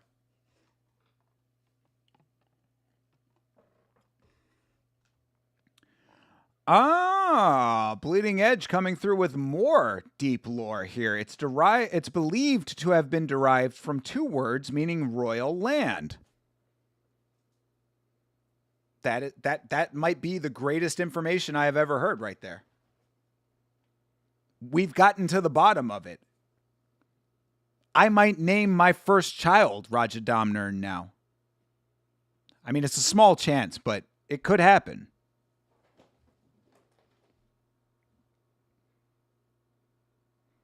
Then they would have to fight Raja Jackson in Rajadamnern Stadium. It would be the Raja champion. The Raja Championship. He's the team captain. I mean, this is big facts. This is very big facts. I mean, these are the facts right there. I mean, it's in the name. You can't have that name unless you're the captain of the team. I think I'm there when the one championship card is on as well, so we'll need to pick between this or one. Oh, brother. Let me... Okay. How many times have you been to one? Have you been to one championship before? Because, wow. Yo. Jesus, that's a name. Nyang Lan Lek is coming out with a lot of dance moves right now. What I was saying, if you were saying that you've been to RWS twice and you have not been to one championship at all, go to one championship. You know, that would make sense. But if you have been to both, I think the answer is pretty clear to me. Even though I love one championship. I would say that, like, if you, that kind of comes down to your own proclivities as well. Like, do you want to see MMA when you're over there? Like, are you there strictly for the Muay Thai, or are you cool with, you want to mix it up? Will you be okay if you have to sit through submission grappling and the person in it does not have the name Helena Cravar? These are your own, this comes down to your own personal feeling on that. If I'm not wrong, the Lumpini Stadium is owned by the Thai Army. Oh, wow. I mean, shout out to Thailand. I mean, calling fighting their national sport is like an understatement, bro. Like, you want to talk about fight culture. Fight culture means different things in different places. We have a fight culture with, like, fighters in the United States, perhaps. Like, there is a fight culture within the United States. Thailand is a place that is a fight culture, period. You know what I mean? So when you say that the Thai Army might own the stadium, that does not surprise me in the slightest. Fucking fights were one of the pillars of their tourism campaign. At one point I forget when that came up, but there was a thing about that. Where it was like, these are the pillars of our tourism campaign. And it was like, fights, food, friends. It was like a bunch of F's. And fights was one of them. Also, 900,000 bots and you can get yourself a Friend of Thailand card. The Thai privilege card is the greatest thing I have ever heard. Pay 900 baht and you can walk through the doors of this country. No questions asked. I am saving my money so that I can be an honorary Thai citizen and just enter the country whenever I please. I love this as an idea. I just get a second home in Thailand, pay 900 baht, and I can just be there whenever the fuck I want to be. I love this idea. The Thai privilege card is I mean, the American mind cannot fathom the Thai privilege card. I'm surprised there are so many gringos in the crowd. I wonder if they're tourists. Yeah, that's what I would kind of suspect. A lot of expats, perhaps. Yeah, I'm not surprised. I'm not surprised at all. There's a huge tourism industry in Thailand. The Thai culture is very welcoming. Again, a reason that I would like to go myself. I would love to go to Thailand and, see this. Be a part of this. Why are you surprised? Are you watching what I'm watching? Would you not want to be there if you could be there? Bro, Raja Jackson obliterates all these dudes easily. Not if he's actually fighting Muay Thai. Of course, Raja Jackson would never have the respect and discipline it takes to be a Muay Thai practitioner. Never been to one, so I think that'll be the one. Lachlan, that's the right choice. That's the right choice. And the other thing with RWS is that they do events like every day. So really you can, anytime that you are back in Thailand, if you ever do go again after this, you will always be able to see an event at RWS. Yeah, I would say go to one championship. Post some pictures from that. That I would be very interested in, Lachlan, because this is actually something that I've never mentioned before, but I have always had in the back of my mind. If you watch a one championship broadcast, you will notice that they black the crowd out like no other promotion. The only time you ever see the crowd in one championship is when they have the little light up wrist things, and they do like that big crowd shot of everybody with the lights on and stuff. Like, you know, those like LEDs that are on the wrist or whatever. Other than that, it is the darkest, most blacked out crowd of all time. So, I mean, like, I would really like to see what it looks like from the crowd perspective at a one championship event. So if you do go to one championship, please post pictures. There's cool Muay Thai promotions every night in Phuket area, so I'll save the Muay Thai for that and go to one. Yeah, oh, dude, yeah. I have zero doubt in my mind that you can go to Thailand and find fights every second of every hour of the day. Like I said, Thailand is a fight culture in the truest sense of the words. Sure we can. It's just like a golden visa. That's what I'm saying. Yeah, the Thai privilege card is a fucking golden visa for real. But my point in saying that, Bleeding Edge, is that the American mind can't fathom it in the sense that, like, I could never imagine another country getting one of those to the United States. Like, you have to be governmental or royalty of some sort, or like fucking, you know, I don't know, who's like the biggest pop star in England? Or the Beatles. You know what I mean? There is no civilian that is getting a fucking golden visa and coming to the United States from any other country. Thinker, you can get a digital nomad visa pretty easily in Thailand. Your channel's been around long enough. Oh, okay. Sawadeka? Sawadeka. What does that mean? Is that Thai? I would assume so. Cool. Yeah, no. I have a shout out to the Bass Scotty. Some of you might know Bass Scotty. She is she used to be on YouTube. I don't think she does YouTube much anymore, but she's an Instagrammer and does combat sports content. She's a BJJ practitioner herself. Really good lady. Friend of mine. But the Bass Scotty, she's a digital nomad actually. And she's actually down in Brazil right now. She was just posting some stuff. She actually saw Charles Oliveira at like a random like Thursday. He was just doing like a talk of some sort. He was doing like a seminar, but not like a training seminar. He was like having like a Q&A with a crowd or something. But yeah, so I know I could do the digital nomad thing, but like I kind of need my setup. You know what I mean? Like I need all of this stuff. So like if I was going to do it over there, I'd have to like reset it up over there. I guess what I'm saying is that technically it's not as easy over there. Plus, I don't know what the internet is like over there. Is the internet good? Internet fast in the city? I don't know. Bro, Raja wins. They literally named this whole stadium after him. They predicted Raja Jackson all the way back in 1942. They said one day there will be a fucking moron with a bad temper who's going to commit attempted murder somewhere in California. Name the stadium after him. The smokers in Thailand have to be... Oh my God, dude. Fuck, are you kidding me, bro? The smokers in Thailand, like... I want to see what a Thai street fight is like. You know what I'm saying? Not even smoker level. I'm just talking about two motherfuckers on the street just going at it. Because that must be crazy. It's in their fucking blood, bro. Muay Thai.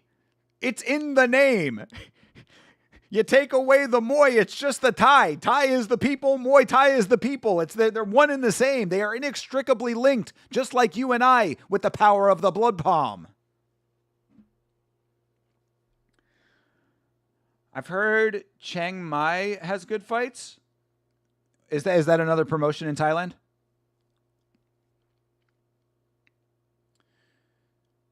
Muay Thai fighters records be like 144 and 97 pro. You do not have to tell me. But look at this guy's record. 99, 57 and 10.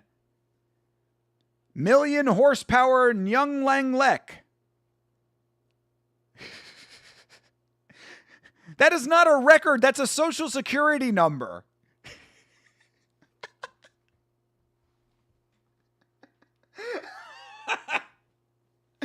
God damn it, I'm on fire tonight.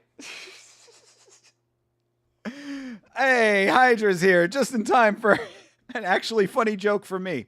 How many more fights? Shoot, dude. They showed the card earlier. I think 4. But you actually came just in time because we've got the title fights coming up.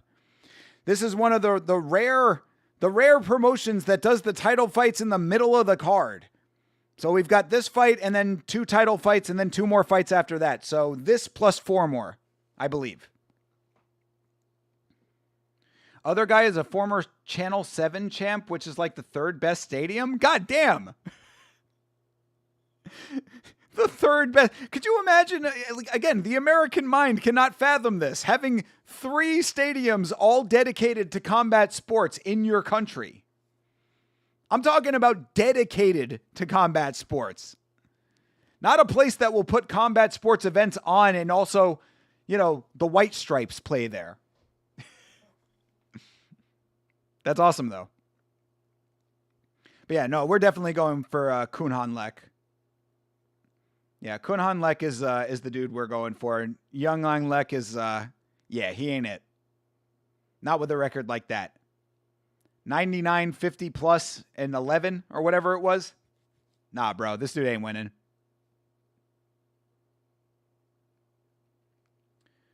Oh, he was a former Lumpini champ as well? Yeah, dude. Come on. Kun Han Lek is definitely winning this fight. This is main card? Yes. Yeah, I think that's why we had that big break between the last fight and this one. That makes sense. But either still, I mean, again, why are the title fights in the middle of the card? I have never heard of that before in my life, aside from this promotion.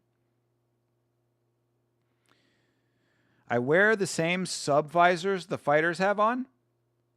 Sub visors?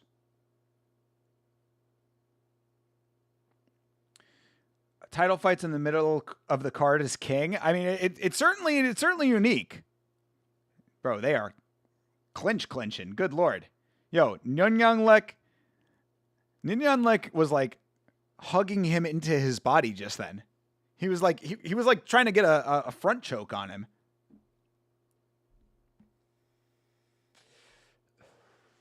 Also, you see Nyun Lek continuing to clinch up. This guy is not. He ain't trying to strike like that. Oh, there's some violent clinching. You know a promotion is good when the clinching is like heavy. You know what I mean? I wouldn't say exciting, but like it's like there's a freneticism to it. It's like a frantic clinch. Because you see these guys are throwing knees in the clinch. Ironically, no, not a lot of people actually like Thai clinch in Muay Thai. You know? We did see Kirian do it though. Kirian's the man.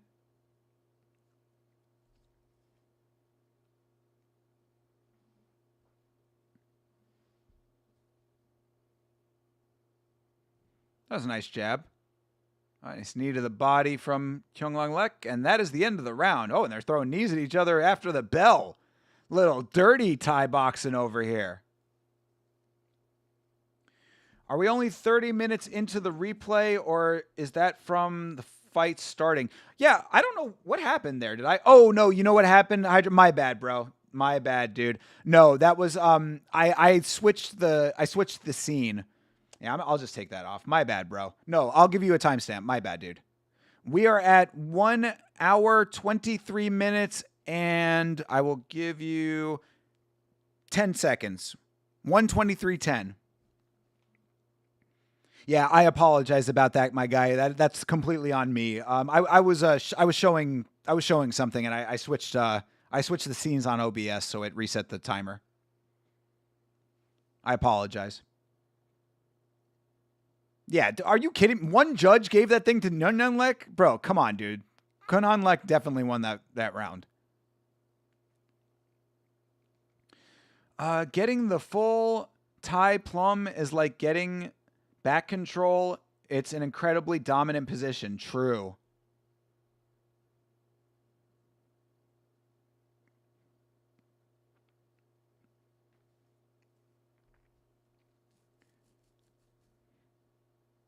That's like full clinch, right? Making sure that I'm on the same page. I'm pretty sure that's I've heard the term before, but I want to make sure that I'm not confusing it with something else. That's like double underhooks, or not? I guess it wouldn't be underhooks, but double, both arms wrapped around the neck, I guess.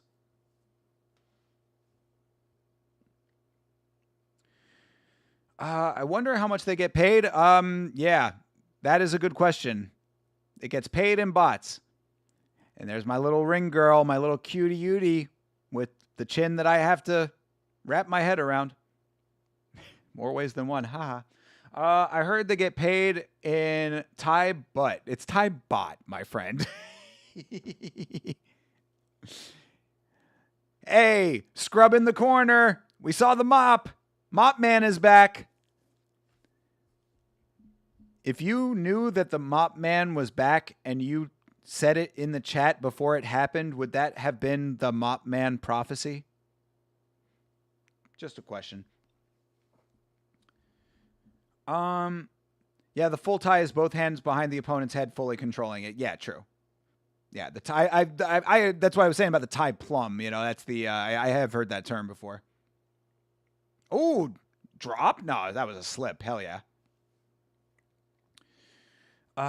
They get paid around 5,000 baht, like around $200, $300. Really? How far can that get you in Thailand? Because I know that they have, I think it was 100,000 baht for like the championship purse. But like, how much does $200 to $300 US get you in Thailand? Like, can you pay rent off of that? All right, there's a takedown. Yunlong Lek trying to get creative to win this fight, but he ain't going to do it that way. They need to make the mop man into BattleBot's ring hazard. Yo. Damn, Hydra with the BattleBots pull. Yo. Let's go, bro. That is a quality reference right there, sir.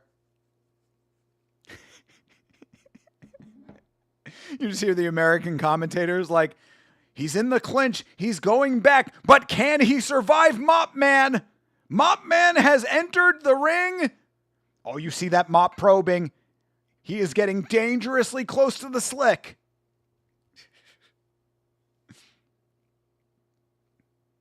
Probably covers them for the month. Nice. 1 month's of expense for $200 to $300. Fuck yeah, dude. Oh my God, we could be living like kings in Thailand, people. $200 is barely a week's worth of groceries where I live. Like if you're actually eating good. If you're actually eating good and have more than one person in your household, you're spending $200 easily in the grocery store. That's no exaggeration. As a single guy, I spend $100 anytime I walk into the doors. I have to be very, very disciplined to keep it to $40 to $50. And it is a whole lot of ramen noodles in there.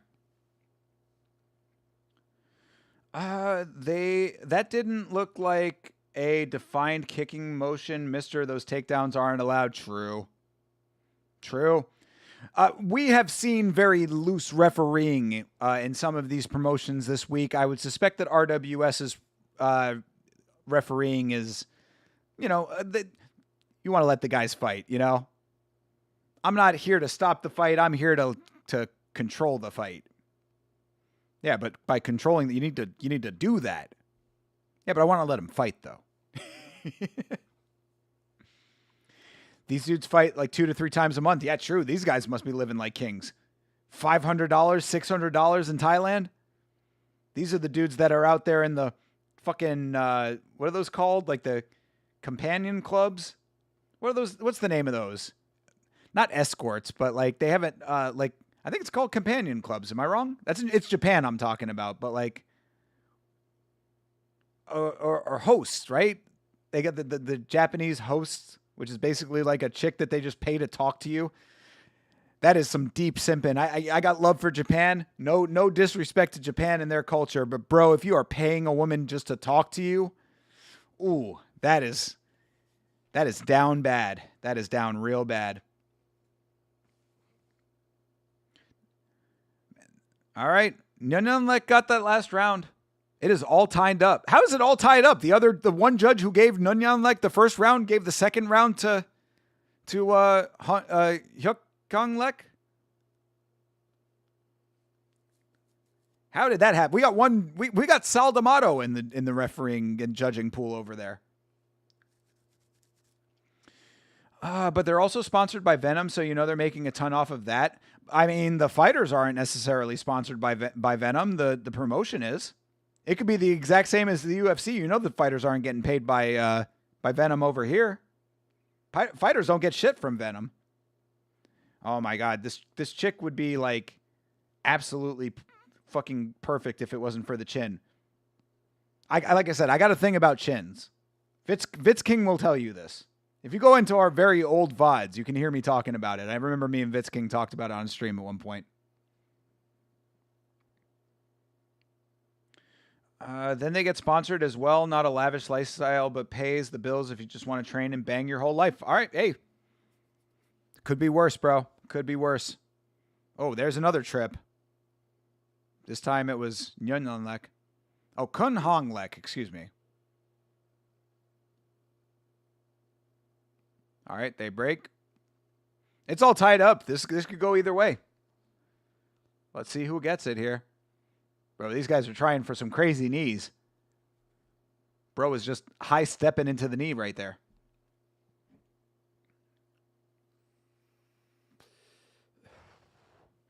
Nice body kick for Kunhanglek. They break again. Yeah, let it go. I always think that there should be some type of not penalty, but like I always wish that the referees were more strict about breaking them. You know what I'm saying? Like I noticed, like right there, this is a perfect example of it. The referee, his hands both on him. He has to he's trying to pry them apart. And I'm like, bro, just you guys break. Or maybe there's a reason for that I'm not aware of.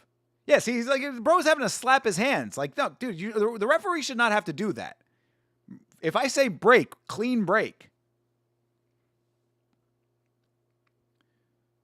Oof. All right, there you go. Kunhanglek with a nice overhand. Back into the clinch. They're clinching too close to make these knees effective. They're basically just tapping each other's sides with the knees. There you go. That was a better one. He kind of came up and in with the knee that time. Yeah, Nunyanlek does not want this fight anymore, dude. Oh, there you know. Nice body kick for Kunhanglek. Another nice knee for him. I mean, we got a barn burner going on over here, even if it's not a great fight. It's still 1-1. We got to find out who wins. All right, 35 seconds left in the third. See, that's what I'm saying. Look, this referee is like sitting here like for multiple seconds having to like be like, guys, come on, come on, come on. It's like, fucking break. And I know I'm not trying to say like these guys specifically are like the problem. I'm saying just in general, you know? Like, it should just be like an understanding that if I say break, fucking stop clinching. Let go. Especially for the fact that the referee is just going to restart the fight anyway. So it's not like if the guy sucker punches you, he's going to sucker punch you either way. And there he goes. Yeah, they were literally clinching at the bell because of that. Yeah, that I'm not a fan of that aspect of things. But of course, not everybody does that. Oh yeah, like the rent a partner for a day, but no buns at the end. Yeah, dude, come on, bro. It's not even for an entire day. It's literally like rent a girl to sit and have a chat with in a bar and buy her a drink. You are literally paying money for the opportunity to have a conversation and pay more money for her to drink. Very strange. One of these judges has the names backwards or something. Yo, legit, bro. I'm telling you. It's Mike Bell. Mike Bell is over there causing trouble.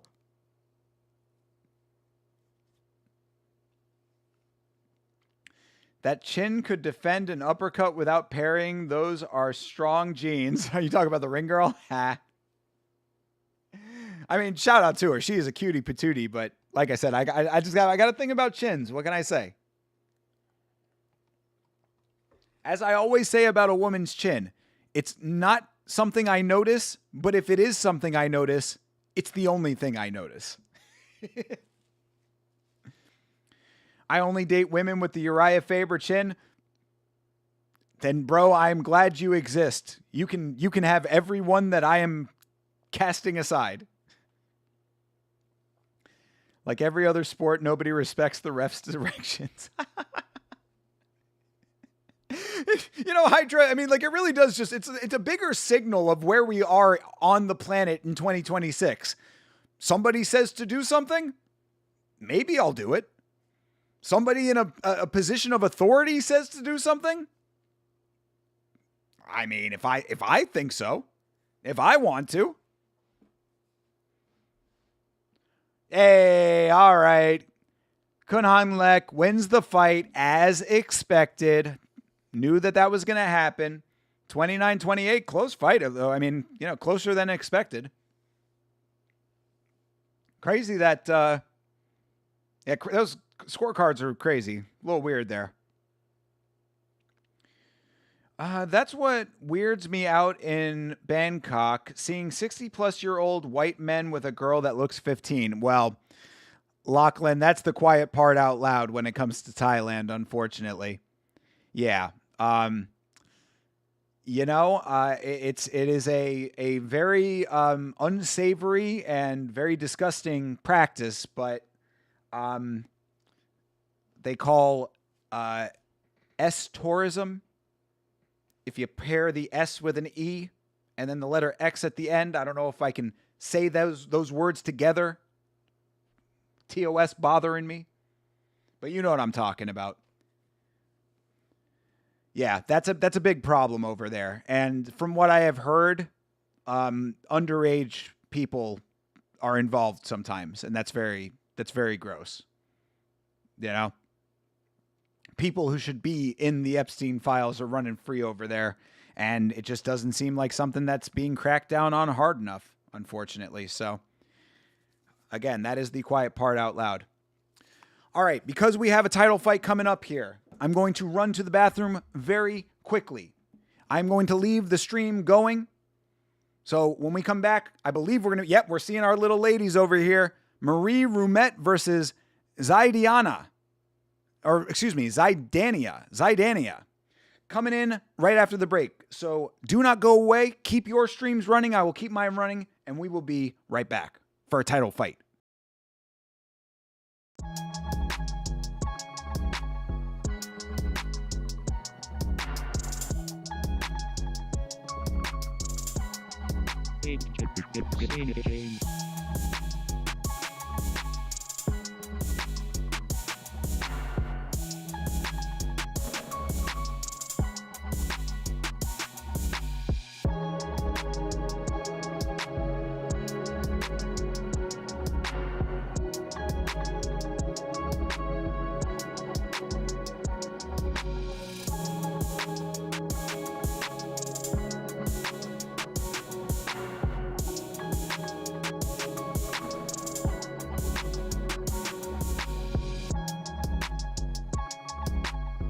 What do I always say? Quickest breaks in all of combat sports live streaming. We are back. Made it back in time for the promo of this lovely young lady who might be of the age that we were just talking about. So I'm going to leave my comments at that. Love me a woman with a big nose. I don't know about chins though. Okay. I get to each his own. I don't know if I've ever heard that before necessarily, but do you, brother? CTE, you love famous people. I don't know if the women generally have big noses though.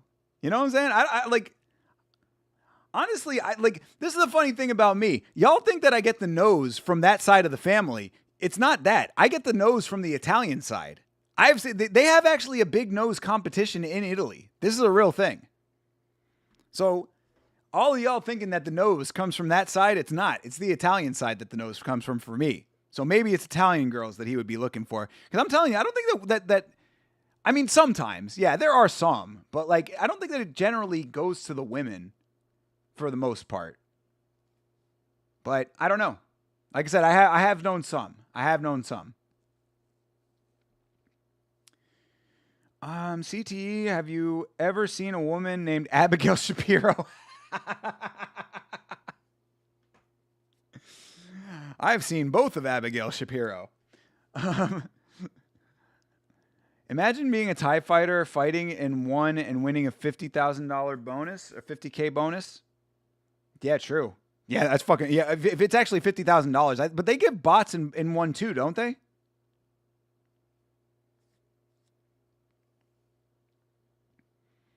Yeah, $50,000 in fucking one championship. You are set for life. If you're a TIE fighter, that's insane. That's an insane amount of money to them. Yeah, you are living large. Probably another reason why a lot of fighters from that region don't make it over to the UFC. That's like, why would I? I can win $50,000 here and live like a king for the rest of my life in my own country. Let's talk mad shit about him while he's gone. You should have. Why didn't you? I've seen Abigail Shapiro, but only when Ben talked about her boobs. But her brother was talking about her boobs? Why? What? What? Why was that happening?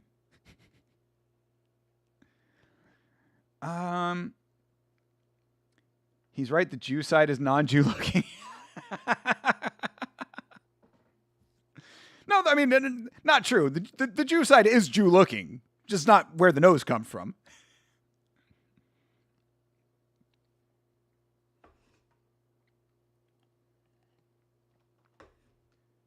Bro, Hydra, you're memeing right now. There's no way. There's no way that Ben Shapiro was talking about how nice his sister's tits are, whatever. Comparing his beautiful natural sister to Cardi B? What are we what is happening right now? Are you literally telling me that Ben Shapiro was on a live broadcast going out to the entire planet talking about his sister having big natural tits? Maybe I need the context for this. Like, if there's a clip of whatever you're talking about, feel free to post it in the Discord. Put it in the general. Because that's some shit.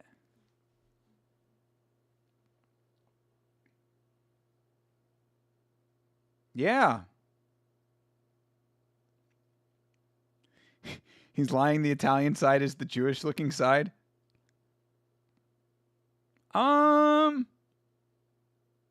Nah, I don't think so. I don't know. You tell me. This is the Italian side. This is the Jewish side. Or is it?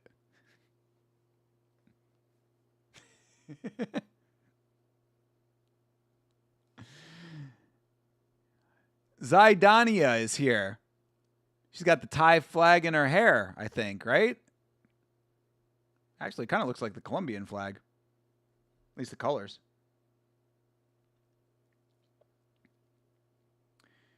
It was a few years back. Now everyone clowned it more as cringe, less as actually freaky like that. I mean, yeah, it's both. I mean, it's all of those things and more. It's something that has implications I don't want to think about. You're the Jewish looking side. No, wait, I was going to say you're the Arabic looking side. Yeah, careful, bro. With all the things that are going on in the world right now.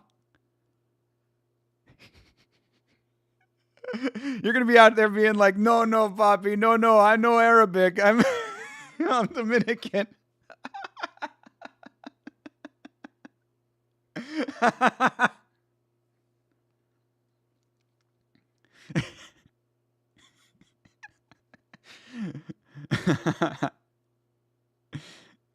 I don't remember the exact context. Okay, fair enough. Let me get my headphones back on here. My granddad had a gnarly Roman nose. Italians do have some good beaks on them. Yet, well, I'm telling you, legitimately, there is a big nose contest in Italy. I swear that is true. Please tell me that this girl from Estonia is of age, because goddamn. Please, how old is Marie Rumette? Dear God. Marie Rumette.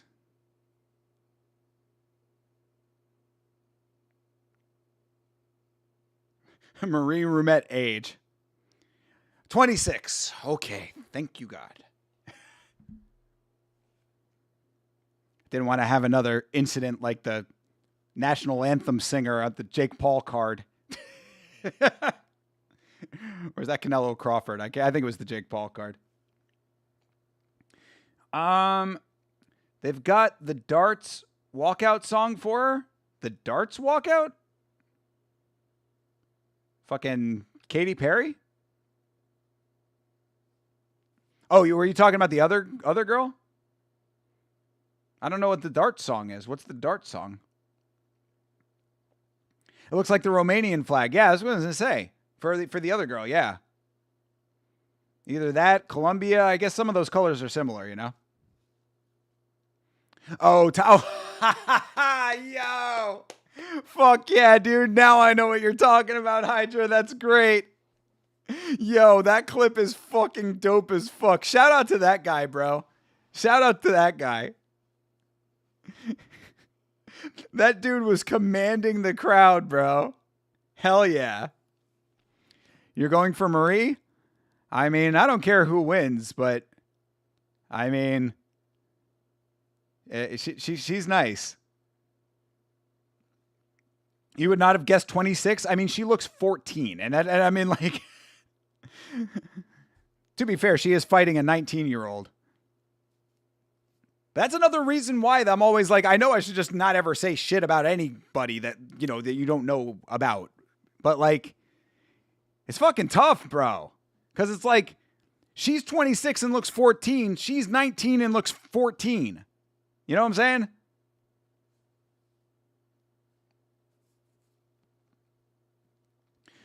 I've been stabbed twice already.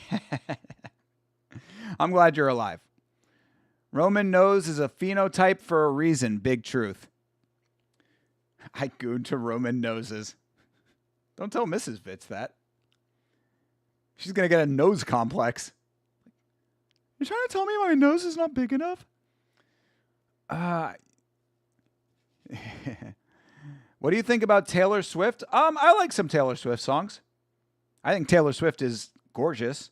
And yeah, I think she makes completely acceptable pop music. Some of her songs are trash. Others of her songs are very good. And a bunch fall in the middle. But I am not a Taylor Swift hater. I think she has some pretty good songs, some great songs, and then some very not great songs. Runs the gamut. All right, so the winner is getting 150,000 bots. Knockout Award for 200,000 bahts, and the Fighter Spirit Award, aka the loser of the fight, getting 100,000 bahts.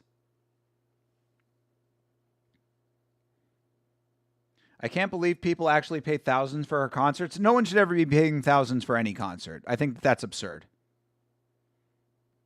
Like, there should be no live event that costs $1,000 for like a concert specifically. Concert, Broadway show, none of that shit, dude. $1,000, maybe for like front row.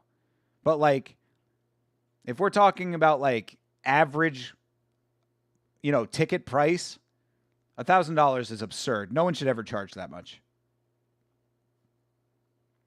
Unless you have like the craziest stage show of all time. But even that, like, come on, dude. Oh yeah, and Marie is doing the traditional dance. So there you go. They're both dancing. Look at this.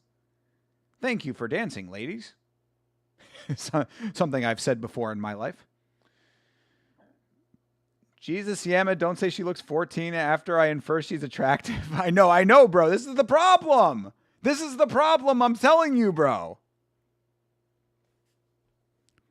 You never know, so you just got to hold your tongue. But, I mean, leave me alone.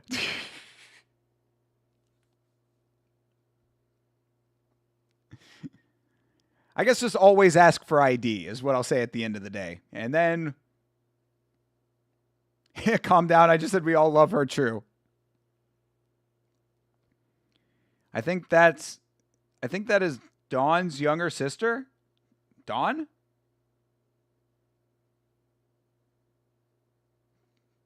Dawn who? She knows your gooning activities? Well then, I guess she just needs to up her game then, right? Be like, woman, grow that nose. Zidania is too old for this sport. Ha!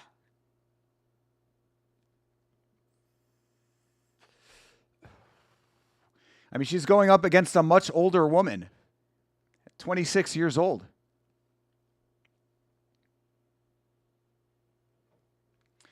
Taylor is mid-music and... What? Taylor is mid looks wise.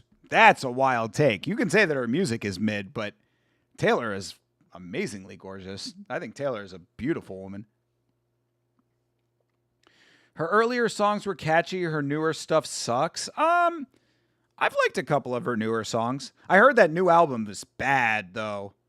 I liked the single. I thought people were kind of a little too harsh on the single. Yeah, I thought the single was not as bad as people were making it out to be. But I haven't heard the rest of the album, though. Fun fact, I have you on the phone and TV. I'm ducking these ads. My man. Appreciate you, bro.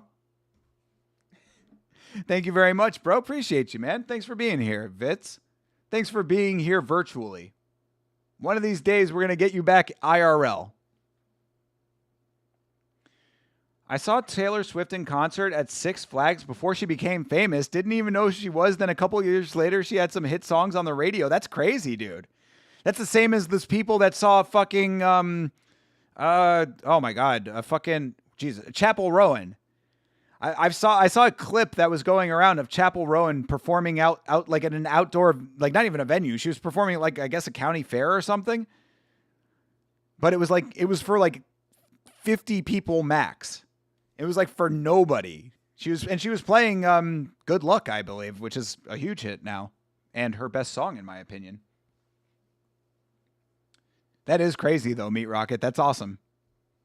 Little did you know that she would become the best-selling artist of all time. And I think that's not even really an exaggeration at this point. Like, she must hold like crazy records at this point. All right. The very pretty, very legal snow leopard, Marie, versus the 19-year-old Zidania,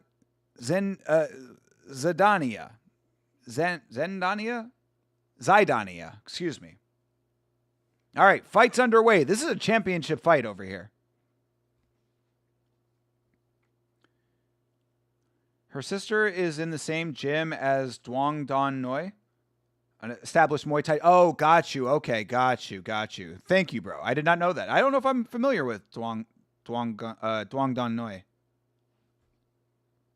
Do they fight on one? I guess I should know that. All right. Let's lock in a little bit. Nice kick to the body. Nice kick up top for Zaidania. Marie tall, man. Marie tall with those high knees.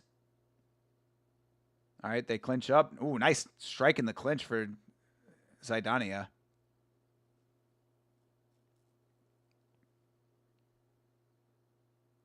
All right, Marie feints it.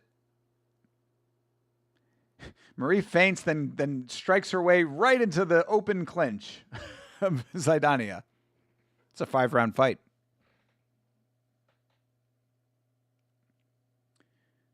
You love Taylor. She's swift as fuck. I mean, really, how swift is she? I don't think I've ever seen that chick run a foot race. You know what I'm saying? What's her 50-yard dash like? I need to see her in the NFL Combine. I mean, her husband-to-be could certainly make that happen. Nice low kick for Marie. Oh, nice. Oh, knee to the body and over swinging of the spinning back fist for Zaidania. It was at Six Flags in Pennsylvania, like right near her hometown. That's probably why she was there. There you go. Borat, 14 too... Oh, ha. Hell yeah. Borat, 14 is too old.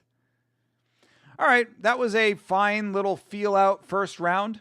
Neither ladies wanting to gas themselves out. Why was her coach carrying her to her corner like that? That was very weird. Marie just held her arms out like that, and her coach picked her up from under her arms and lifted her over to her corner. Who did we saw that in the UFC not too long ago. Some dude pick his guy up and carry him over to his corner. Very pretty, very legal.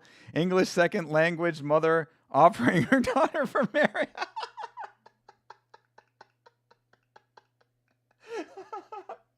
Bro. Oh my God.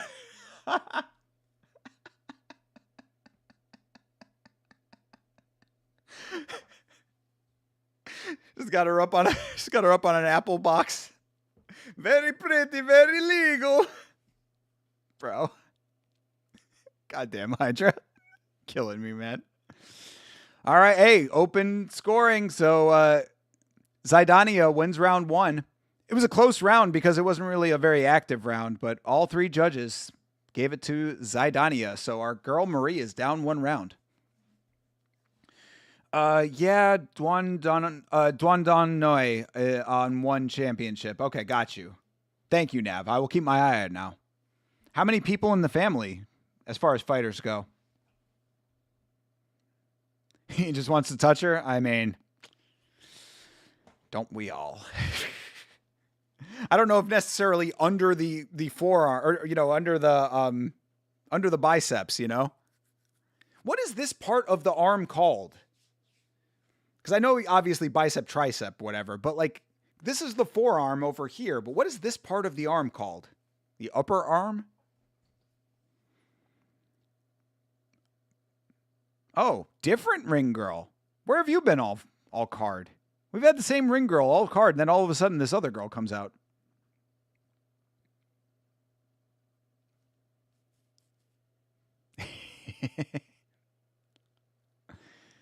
Bro, did you see Rod Tang? Was that Rod Tang? I thought cut to someone in the crowd, and I didn't know if that was. I thought that was Zaidania's brother because I thought I saw him wearing. I didn't pick up on the face, but I saw the shirt. It was Rod Tang there.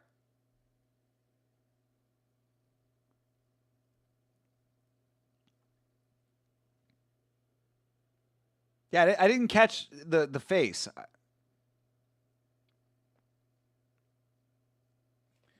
How do you think Taylor has managed to stay relevant for all these years? Making the most broadly applicable music of all time. Taylor Swift is the epitome of a pop star because her music is so incredibly accessible to all audiences, is what I would say. She makes pop music that is family friendly, fun for all ages. You know what I'm saying? That would be my estimation on that. You know, it's stuff that you can play at bar and bat mitzvahs. It's stuff that you can play in a department store. It's stuff you can play at the post office and the hair cuttery.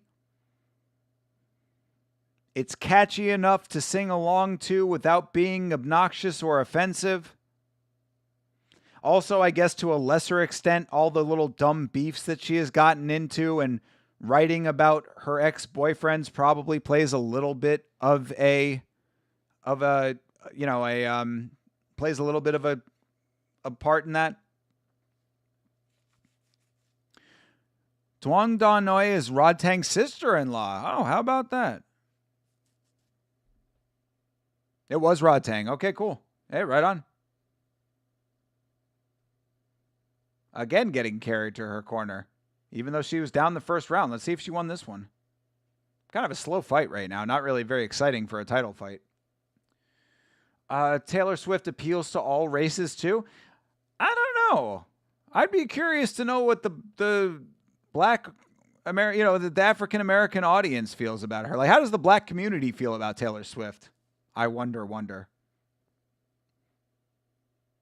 I don't know. I'd be curious about that for all races. Like, how many people from other races besides very, very white vibe with her on like a fan level?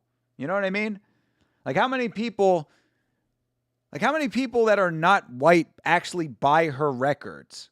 That's the question. Because everybody's okay with Taylor Swift when you're in the supermarket. Saving her energy, I got to believe that's on both sides. But, I mean, Marie won that round, so 1-1 apiece going into the third. Oh, you're saying that the coach is helping conserve her energy. I mean, okay, but you really mean to tell me that those 3 steps, she's wasting all of it, but she's fighting at women's flyweight.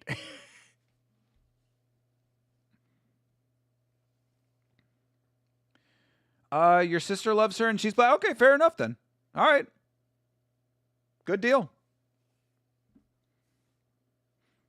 Yeah, I mean, honestly, I'm not insinuating anything. I genuinely am curious about it. Because I would say that I think that the predominant fan base for her would be like white moms is what I would suspect. But, you know, if that's the truth, then fair enough. Yeah. There's nothing wrong with, I mean, like, it makes sense, you know? I mean, again, she makes the most easily accessible music to all people, but, you know, I don't know. It's one of those things. It reminds me of a question that I had for a black coworker of mine once, and I never got a straight answer about it, but I was always curious because, like, Superman as a concept seems to have, like, white savior overtones to it, but then Shaq is a huge fan of Superman. So I asked my coworker at one point, I was like, is there any weirdness in the black community about Superman as a character? Because, like, it does seem to have like that, like, I'm the white guy coming to save the world kind of feel to it. And I never really got an answer out of him because he thought the question was inherently racist. And I was like, I don't understand how that's a racist question. It's a racial question. I'm asking your opinion about your community. But so anyway, I don't know. I think it's completely acceptable to have open and frank discussions about race, but, you know, he felt some type of way about it.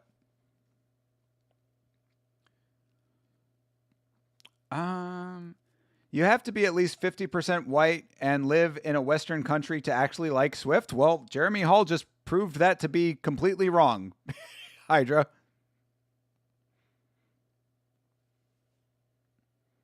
Rod Tang is in her corner. Bro, I'm not paying close enough attention over here.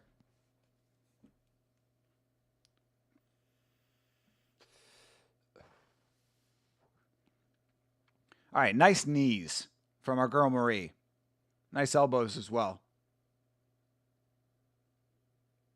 All right, they finally clinch. That was actually good clinch work right there.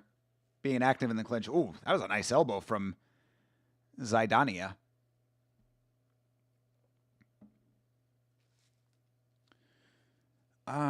Yeah, soccer moms being the, yeah. Oh, another nice elbow. Yeah, Zidania won that round. That was way more than 3 steps, and it's life and death energy. All right, Meat Rocket. Hey, you know what? Who am I to say? Obviously, coach knows best. Rod Tang has given her advice. Yeah, she might be part of the family then. Maybe she looks like that, looks like what was it? Duong Don Choi. Duong Donoi. Excuse me. Duong Donoi.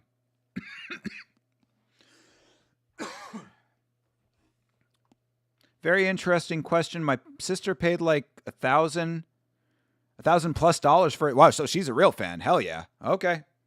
Then there you go. Hey, John Dong. There, exactly what you were saying earlier.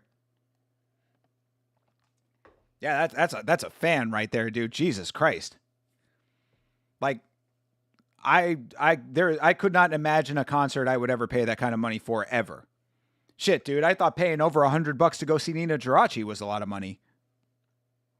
And I'm a big fan of Nina. In fact, I have to make the music of Nina Girachi video at some point. That has to happen. I got to do that soon. It is. I feel I've let myself down by not making that video. Praising the absolutely amazing music of Nina Girachi. I wouldn't pay $1,000 for any entertainment, anything. Yeah, I mean, I could say if you're getting cage side tickets to the UFC, maybe, but obviously nowadays you can't even get that for $1,000. $1,000 for floor seats to the UFC, if you have it, maybe, but yeah, $1,000. I mean, like it has to be like some goated something, and even that, I mean, $1,000. That's insane, bro. $1,000. Come on, bro. That's a rent payment. You know what I mean? Or like at least a very large percentage of a rent payment. Was it $1,000 just for the ticket or ticket plus travel expenses? That's a good question. Yeah. All right. They are starting to turn up here in the 4th round. Maria's up 29s across the board and 28s on the other side.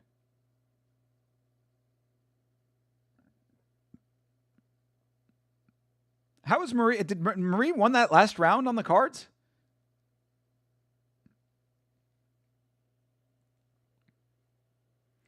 You paid $700 for Volk versus Topuria fight, but that's the most I'll ever pay for an event, and that was nosebleeds as well. Damn, dude, $700 for nosebleed tickets. That's insane.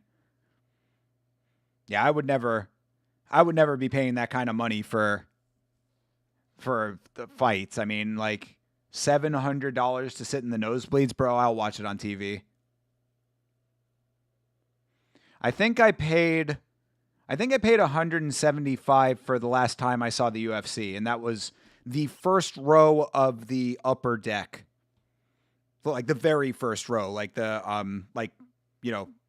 there was nothing in front of me in the first row kind of thing. Seats were good. I enjoyed seeing it from that perspective, but it certainly was a little bit far away. And I think that was $175. That was the Wonder Boy versus Holland fight night. Great fight card, by the way. That was an excellent event. I was so happy that was something I was able to see.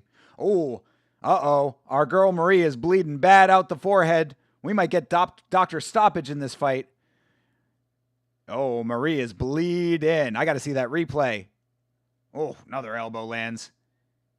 Yo, our girl Zidania.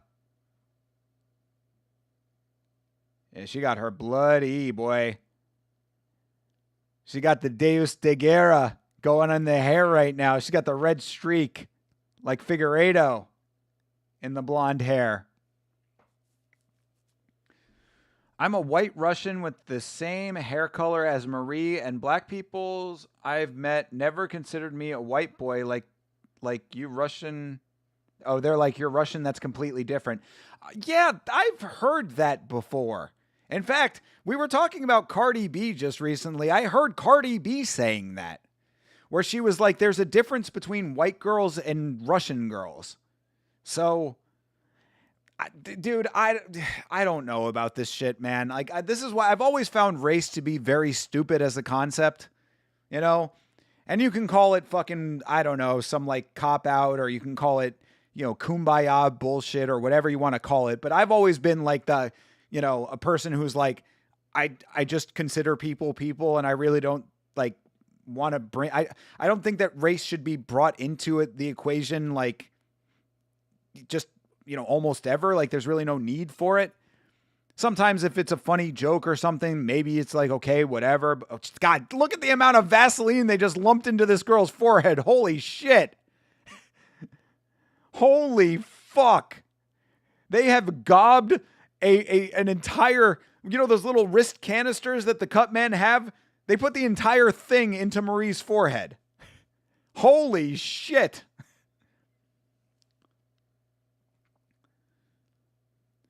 But yeah, you know, so my point in saying that is that, like, when you subdivide, like, white people and black people and fucking the different types of white people and black people, and Hispanics can be Puerto Ricans, but then there's also Dominicans and it's like, dude, what the fuck ever? Like, what's the point of this? You know what I mean? Like, I always get to that. I'm like, why are we taking it down to that level? I don't understand it. They'll close it. I trust the cut man in Thailand. Bro, well, if you trusted the cut man in Thailand to gob on the most Vaseline I have ever seen put into a cut in my life, then you trusted correctly. Because I have never seen that amount of Vaseline for a cut. Bro, they did not put that amount of Vaseline into not Norma Dumont, Irene Aldana. They did not put that amount of Vaseline into Irene Aldana's forehead.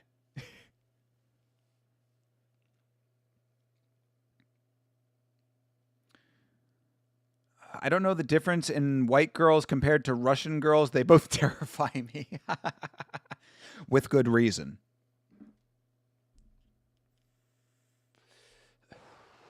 Although, as I have always said, the only time that I have ever had a lamp thrown at me was by a black woman. So, I guess I'm just scared of women. All right, they are throwing knees in the clinch. I think Marie just wants to stay in the clinch so she doesn't get that fucking cut opened up any farther. But I think it's already been opened a little bit more. And you know that Zaidania she is literally looking at the cut, bro. You look at Zaidania's eyes. She is literally looking at the cut trying to target it. That is so gangster.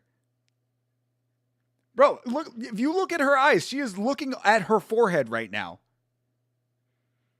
It's actually kind of a good strategy though. She's looking at the forehead and faking shots up there and going to the body.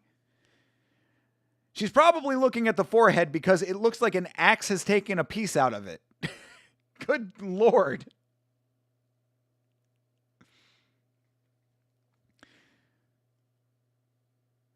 She is hyper. Zaidania is hyper focused on that cut, bro. She might have lost that round being distracted by the cut. That's kind of crazy to think about. All right, let me catch up over here. Race has only ever made sense as color, or it's all fake to me. Anything about Irish or Italian or Russian not being white seems silly to me. Bro, like I said, it's all silly to me.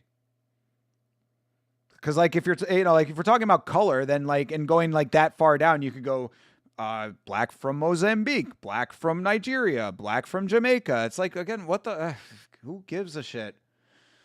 It looks like she has a splat of glue on her head, bro. Yo, legit. And I have refrained from making a very crude joke that also could be applicable there. Yeah, they just showed the replay of the elbow that opened that cut up, and goddamn, that thing was violent. That's how you stop the bleeding. Way to go, cut man. I mean, fair enough. Hey, whatever works. Whatever keeps the fight going. But again, I cannot think of another time I have seen that much Vaseline. That is the most Vaseline I have ever seen put into a cut before. Exactly. People are people. I feel people should be treated the same no matter what race. Yeah, absolutely. Of course. Absolutely. I know. I made an I know black joke earlier. Yeah. I know black guy, Dominican Poppy. That's what I was saying to Vitz King. Vitz King is me saying, I know Arab. Of course, Vitz King is actually Dominican. Marie's still winning. Yeah, I mean, honestly, like it kind of a hard fight to call in that regard. I mean, if you're going strictly off of damage, how can you deny that cut? But she was already up 2 rounds. Thailand doesn't care how much Vaseline it is. They just need the blood to stop. Goddamn right. Keep that fight going. And now we get to see who wins that very comically undersized belt. It's the one thing about RWS that they need to up their game on is that belt that belt looks like literally a belt that you could just wear as a belt for some women.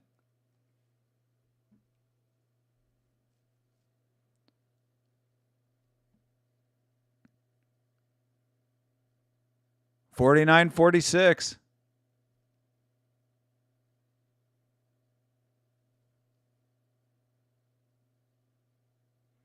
And new. I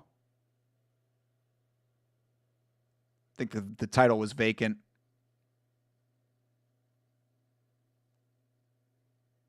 Suspense.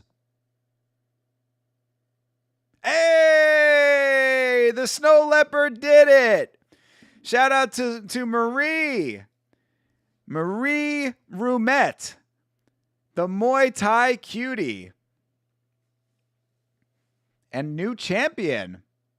How about it, dude? Congratulations to her. Crazy, considering that I thought Zaidani had fought a very good fight, actually. And again, the cut's not even really that bad. You know what I mean? It's another one of those that just bleeds really bad. Again, you get a cut on the forehead, exactly where she got it on the hairline. Cut right beside the eye. That's another one that bleeds really bad. Cut on the bridge of the nose also bleeds really bad. So really, I think it was probably just bleeding a lot worse than it actually was.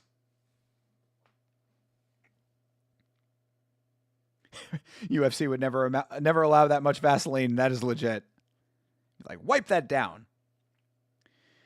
Eyes wide like me looking at the weed store Benjamin selection. We need to start using BKFC cut men. They straight up use super glue between rounds. Fuck yeah, bro. BKFC don't fucking play. I love BKFC. I need to get a BKFC shirt at some point. If it was that splat, it wouldn't be on her forehead. Ay. Rod Tang told her something in the corner, then she started throwing the elbows. Yeah, dude, when she started throwing the elbows, I thought she was doing great. I wish that Rod Tang had given her the advice earlier. I mean, I thought she fought a pretty good fight, all things considered. I thought it was definitely closer than 49-46, personally. I would have given her at least 2 of those rounds. Tiny ass belt. Why did they hit it with the shrink ray? Yo, for real, bro. I'm telling you, that belt, like I said, that belt is legitimately a belt that you would see a woman wearing as an actual belt on like some ridiculous outfit. You go out to the nightclub, you see a girl with a huge oversized belt. It's actually the RWS championship belt. Be like, God damn, that chick is fine. And she's a champion too. Mysterious. One championship belt is 27 pounds. Oh, don't we know it, Jeremy Hall? They will never let you forget it. 27 pounds of gold around her waist. Baddies on top, if you're lucky. Damn, that championship belt looks sick. Can you tell me it's worth millions of baht? Can you tell it's worth millions of baht? I mean, that thing is definitely worth at least 50,000 baht,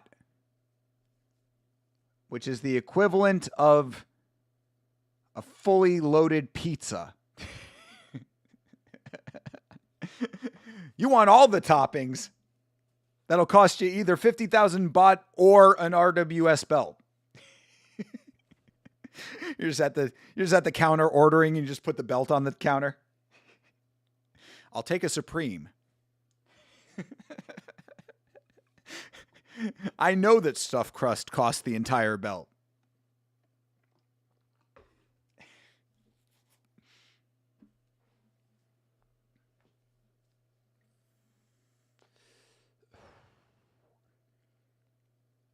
Is she speaking Thai?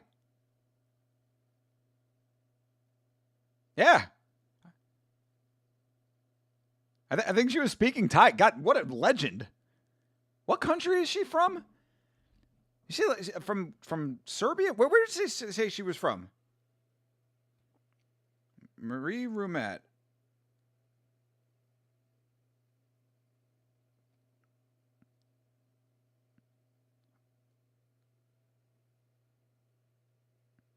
Oh, she's from Estonia.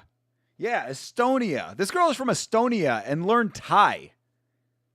What a legend. Yeah, you're right, Hydra. Yeah, Estonia. I mean, I assume that she was speaking Thai. I mean, that did not sound like Estonian. Do they speak Estonian in Estonia? We were just doing this with Albania earlier, me and my folks. That's really crazy that we're doing this right now. But what language do they speak in Estonia? What language do they speak in Estonia? They speak Estonian. All right, I was correct. Did they say the winner gets 150,000 baht or dollars or peso? It's $150,000 baht for the winner, and then a knockout bonus of 200,000 baht, and what is called the Fighter Spirit Award, which is generally given to the the person who does not win the fight. So, double Fighter Spirit Award for both of them. Wow. They know where their bread is buttered with these young ladies. Double Fighter Spirit Award. Oh, isn't that sweet? Shout out to RWS, bro. Man, I'm telling you, dude, I am a fucking fan of RWS. Double Fighter Spirit Award for both of these ladies. Her Thai is crap. I can barely understand her. Do you actually speak Thai? Come on, bro. Only two Estonians I can think of now are her and Ari Mati from Kill Tony. Strong roster. Yeah, Estonia, not a very well-represented country in combat sports, as far as I can tell. I'm struggling to think of any Estonians myself. Estonians speak Russian and Estonian. Yep, there you go. Everyone gets lots of butt. Lots of bot. Show us your bot. Yeah, 49-46 does not seem correct for that fight, but then again, I'm chatting, so I don't know. Maybe I'm wrong, but it felt closer than that. Maybe it also was because of the cut. Many Estonians and they all spoke Russian? You know many Estonians from back when you lived in Russia, or you know them from America? Do Eastern Europeans or not Eastern Europeans, but like Western Europeans / Russians? Russians its own continent, shit. Do many Russians just keep up with Russians in the United States? When your family came over here, did you find other Russians to hang out with? How do you know many Estonians in America? Is there a big Estonian population in one place or something? I mean, I'm not implying anything negative about it. Cool that you do, but it's just I don't know if I've ever met an Estonian person in my life. Maybe they're just not in Florida. Maybe the heat does not agree with them. Judges spent all fight looking at Marie just like us, so they weighted her strikes more. True. Big facts. Big facts. Pretty privilege. I mean, I'm not saying she didn't win the fight, but it just felt closer than that. Oh, yes. Now it is time to see the greatest of names. We already saw Superman take an L tonight. We need redemption from Captain Team. Captain Team is fighting right now. That is a legit gladiator name. This dude is not only fighting for himself, he's got an entire team behind him, and he's the captain. Look at me. I'm the captain team now. I guess that's what his opponent could say if he wins.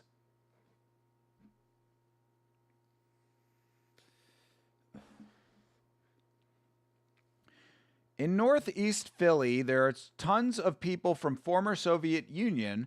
So it's everyone: Russia, Ukraine, Estonia, Armenia, Moldova, Belarus, Georgia, everyone. Okay, I did not know that. Again, guys, I appreciate you guys so much because I learned so much on these streams. I'm not memeing at all. I say that without any irony. Like, I learned so much every time that we stream.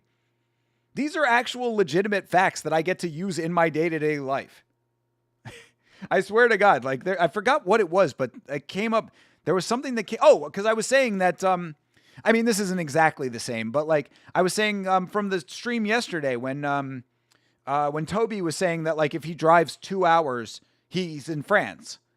And I was like, oh, okay, so that's interesting to know that Manchester, I believe that's where Toby's from, is Manchester, England. So Manchester, 2 hours to France. And I got to say that today. I literally was having a conversation with someone and I was like, oh, well, France is only 2 hours away from Manchester. So I appreciate the knowledge. Captain Team sounds like a poorly translated CCP children's book. Hell yeah. Like Soviet Jump Game. RIP to Soviet Jump Game, by the way. I was a fan. Gone but not forgotten. Somebody resurrect the servers.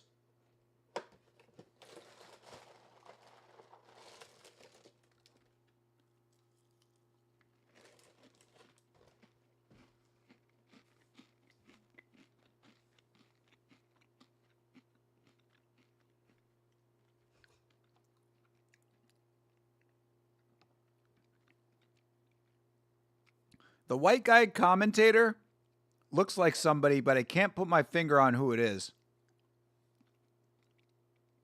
He looks familiar, but I can't place it.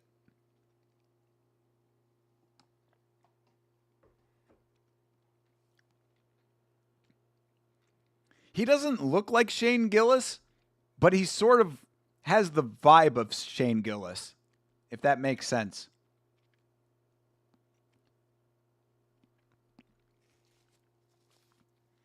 Take the headphones off for a minute.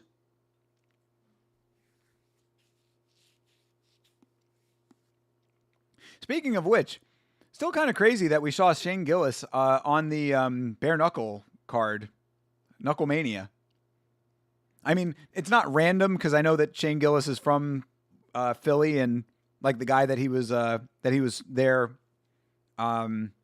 supporting is like a friend of his from way back. But I didn't know that. So, like, out of nowhere, I'm like, wait a second. Is that Shane Gillis? It is Shane Gillis.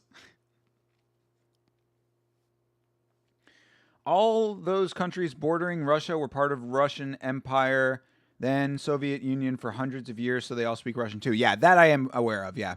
I am familiar with the former Soviet bloc. I think that's part of why Russia wanted to take Ukraine. They wanted to regain a little bit of that former glory.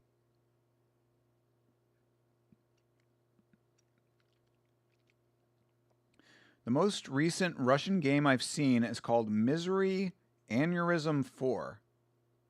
Or something like that. And you play as a homeless guy trying to survive, but there's also evil monsters and no safe areas. Interesting. It's actually not a bad concept, honestly. Survival horror game where you're just like a homeless guy trying to make it. I actually kind of dig that as a concept. That's actually a concept that has legs.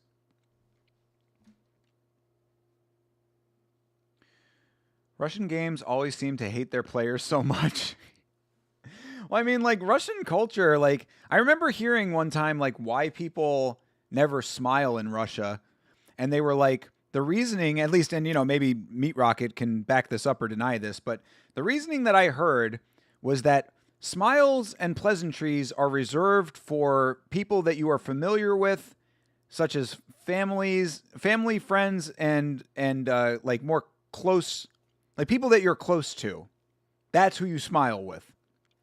And I was like, okay, I can understand that, but how do you expect to get close to anyone if you never smile at anyone? I mean, like, I don't. Meat Rocket needs to tell us how this works. How do you riz a chick up in Russia? Do you just go up to her and be like, "Hey, you look good. I want you," and she's just like, "Okay, sounds good. You there? I'm attracted to you." She just looks back at you and is like, "You're not so bad yourself. Why do you have such a deep voice? We're both Russian." Shane, just one of the only real ones left who's a celebrity. It is true. It is true.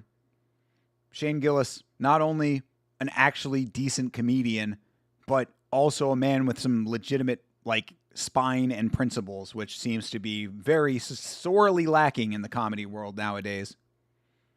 All these motherfucking phonies in the comedy world. Get me started on that. Shout out to everybody who went over to Riyadh. Why did you see McDonald Trump attacked Iran? Wait, what? Why did you see McDonald Trump attacked Iran? Why did I see it? Because it happened. And, yeah, it's one of the wildest things that has happened amongst many, many fucking wild things that have happened since this administration took over. That's exactly what it is. You don't smile at people and you don't really have to be nice. That's what I'm saying. Like, I mean, but how are you supposed to, like, make people like you then?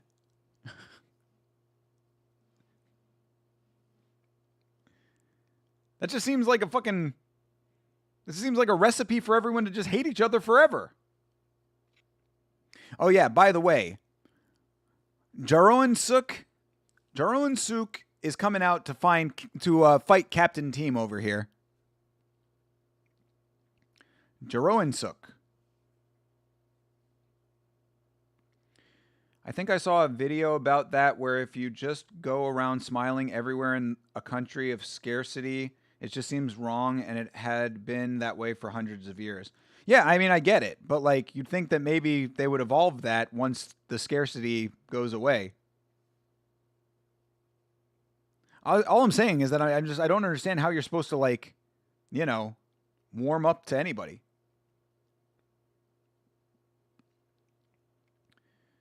Russian women are very cold, cunty women, to be honest. I usually try not to date them anymore.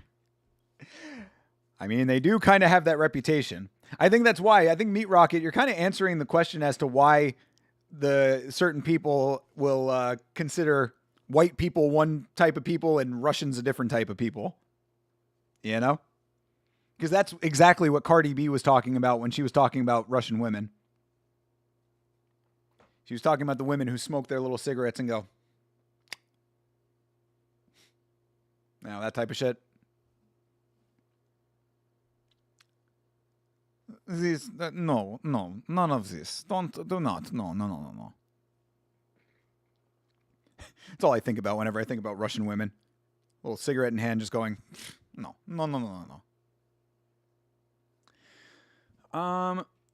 Iran burns a few statues of Baal and they get invaded, killing the fun guys. Jeez. Oh, yeah, and I found out that the Baal thing from the Epstein files is, like, not actually true. Apparently that was just, like, a misprint of the word balance. But then again, it's like, it's hard to know what's true and what's not true in the Epstein files. But, and also, I've never heard of Baal in, like, being a Jewish person, so it's certainly not something that, like, has ever come up, like, in actual practice.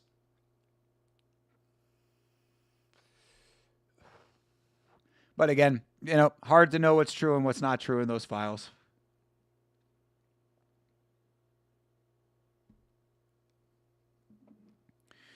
I never want an Eastern European woman unless it's one of the countries that is weirdly nice.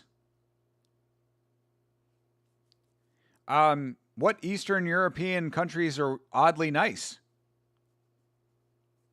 Which ones are they? Is Estonia one of them?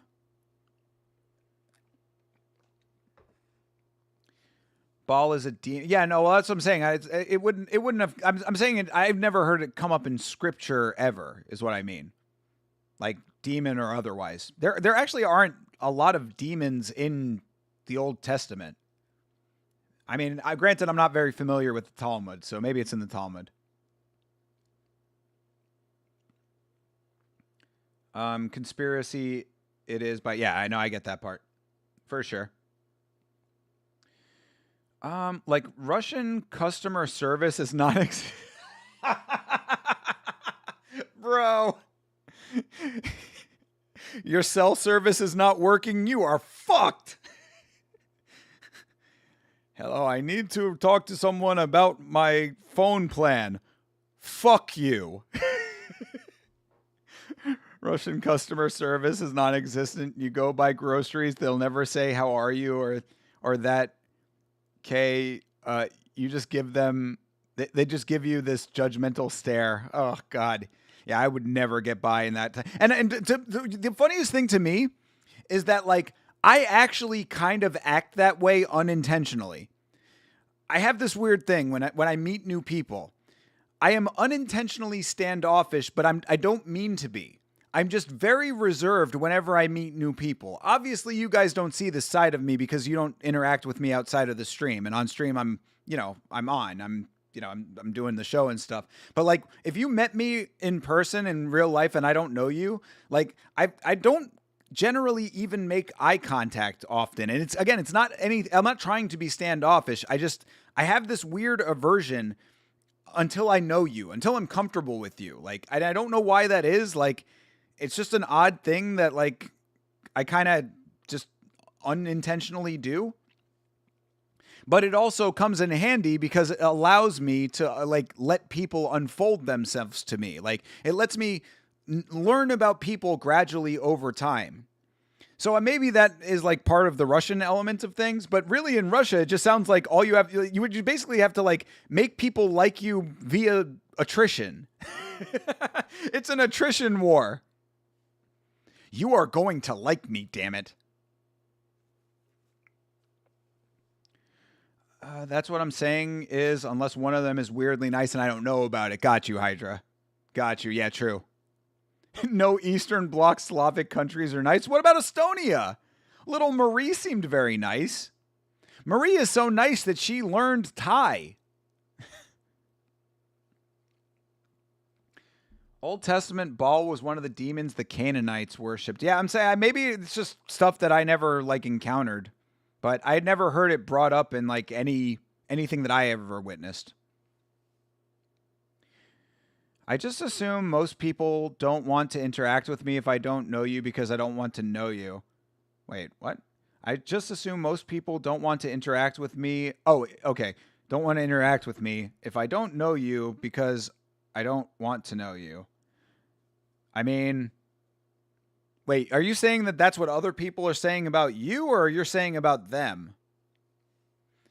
Because that's part of it for me. Like, part of it for me is letting people unfold themselves and letting me, like, learn about them over time. And the other part of me is if we become closer, then there's a reason for it. And if we don't, then that's fine, too. Like, I am not a person who needs to people please ever. Like, my live stream is about as much people pleasing as I do. You know, like I try to be nice to people. I try to be kind and fair to people, but I never like am the person that's like, you know, going like out of my way to be like me, please like me. You know what I mean? Like that's just not how I operate. So like, I always kind of come at any like interaction, like, you know, I'll be pleasant to you. Hey, how you doing, man? Good to see you. Whatever, that kind of thing, you know. But like, I won't go like beyond that. Like, I'm not trying to strike up conversations with people in the bar. You know what I mean? It's not my MO. All right. Duro and Suk, fighting captain team. Coming up here in a minute. It's crazy to think how many times empires have invaded Russia, Napoleon, Hitler, thinking, oh, we can beat these guys. This is a good idea. I don't know how anyone would think invading Russia is a good idea strictly off the amount of land you guys are. Not you. I mean, you're obviously in America now, but how big Russia is. I mean, it's like I couldn't imagine trying to take over that entire nation. It's just fucking massive. Even the places that are not inhabited, like just the fact that it's part of the country is like, how are you going to annex all of that? It just seems very untenable to me. All right, round one is underway. We are 15 seconds into round one. Jaryun Suk and Captain Team.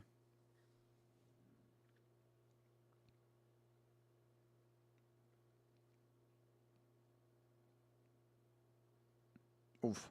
Nice teep from Captain Team. Ooh, nice body kick from Captain Team. Captain Team off to a good start here. Oh. Ooh, another nice body kick for Captain Team. Is having the goofiest name on the planet the best base for Muay Thai? Ooh. All right, Jaryun Suk. All right. Captain Team ended up reversing that. Jaryun Suk was getting some good forward motion. Yo, Captain Team's body kicks are nice, bro. Captain Team is working the body nicely. Oh, that was a bad break.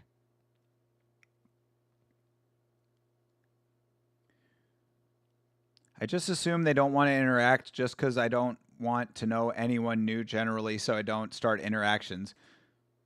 Well, I mean, then that's a self-fulfilling prophecy, is it not? I'm going to assume you don't want to know me because I don't want to know you, so we're not going to know each other then.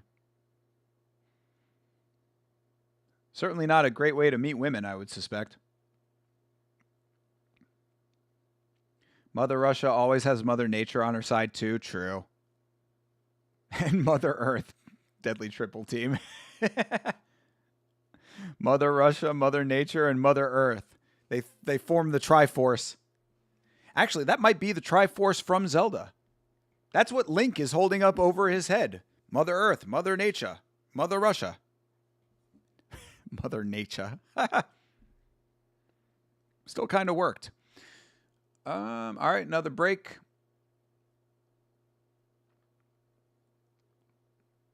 Good teeping going on in this fight. They tie up again. Oh, another takedown. Captain Team going for that takedown. No kicking motion there.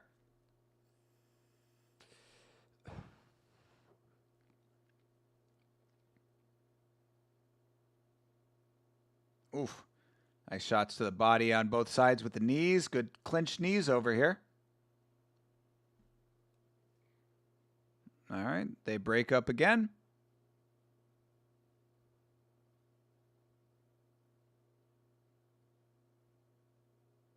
All right. That's round one. Oh, nice shot at the end there by Captain Team. Good connection. I think Captain Team won that round. Also, Russians are insanely violent. Whenever we would go clubbing anywhere, even overseas, we'd get into massive brawls. Well, that's not cool.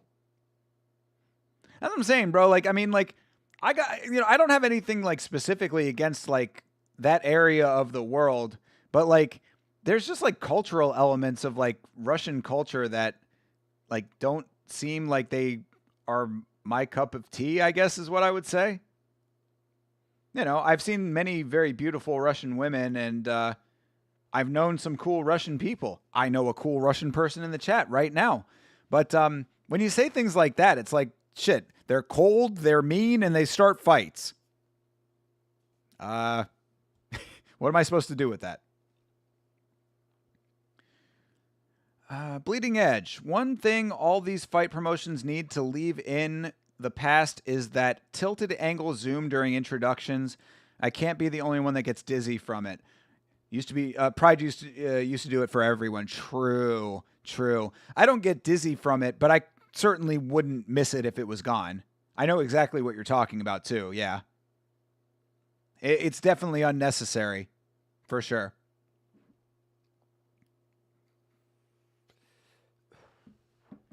It reminds me of an anime zoom in to focus on the character. Yeah, exactly. Very similar, actually. In fact, I still need to find out if I can get the anime lines as an overlay so I can put them on the stream. That would be kind of dope. I've still wanted to do that so I can toggle it on and off when somebody gets a knockout. Sit that man on the beanbag! It is self-fulfilling, but enough people still come up and start interactions anyway, at least at this age. True. True. Something you might want to break in your later stage of life if you are not already coupled up.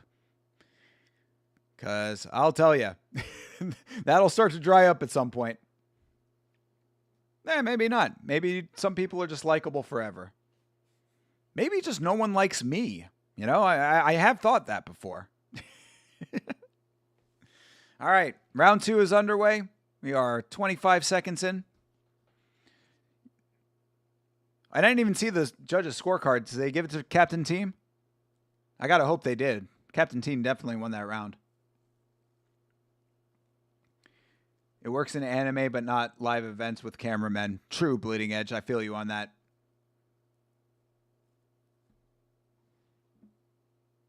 Ooh, nice teep from Captain Team.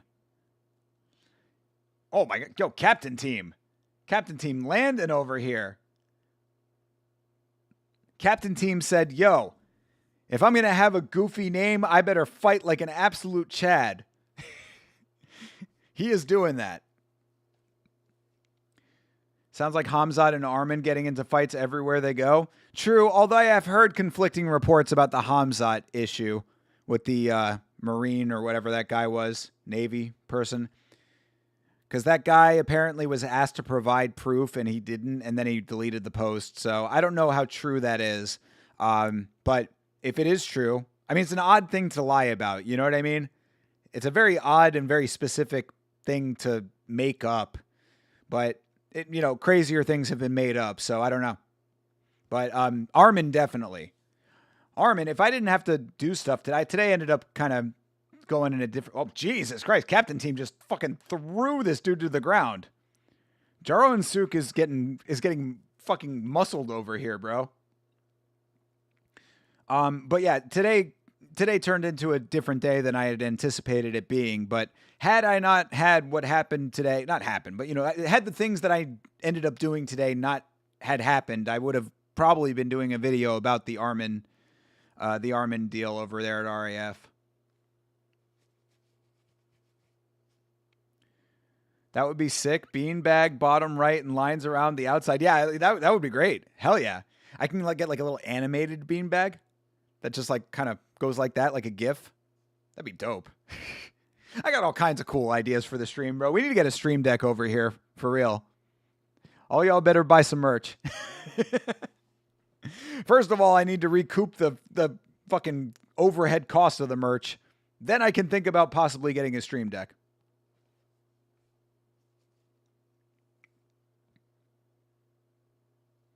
Hydra, come on. I was kidding, first of all, and thank you, though. I do appreciate that. I know some people like me, even though I am very unlikable to some people as well. That's the double-edged sword. I've talked about this on stream before, too. Having an I don't give a fuck attitude when it comes to what other people think about you is very much a double-edged sword. It is its own form of a lack of self-awareness, I say. And I'm speaking about myself, because I don't care what other people think about me to a fault. And that is the fault, is that when you don't care so much about what other people think, you often end up in a situation that maybe you should have cared somewhat. You know what I mean? Like maybe you should have had a modicum of caring, because you could be making yourself look bad unnecessarily.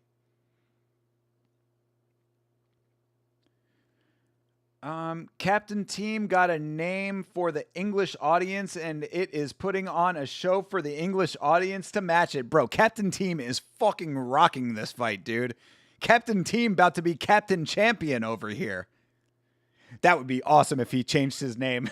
He comes out next fight, he's got the belt in around him, and it's just Captain Champion is his new name. What happens if he loses the belt after that?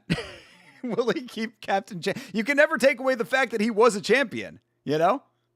He will always be Captain Champion if he wins this fight, which it looks like he's going to.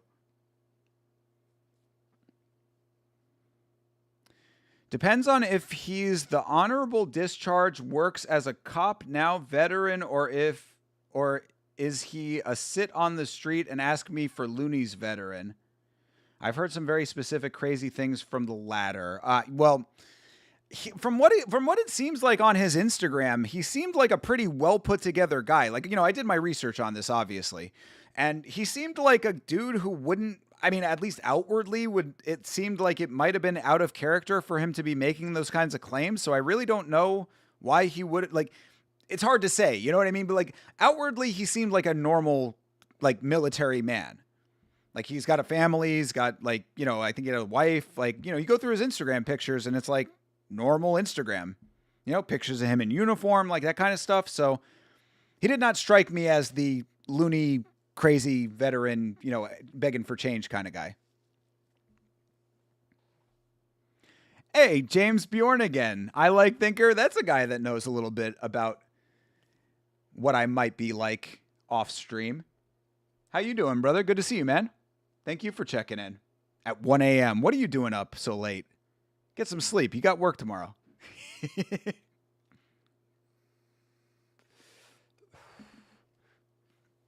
Oof. Nice knee from Captain Team. Bro, Captain Team. I was skeptical at first, but Captain Team is making me a believer. I am on the team. I have joined Captain's team.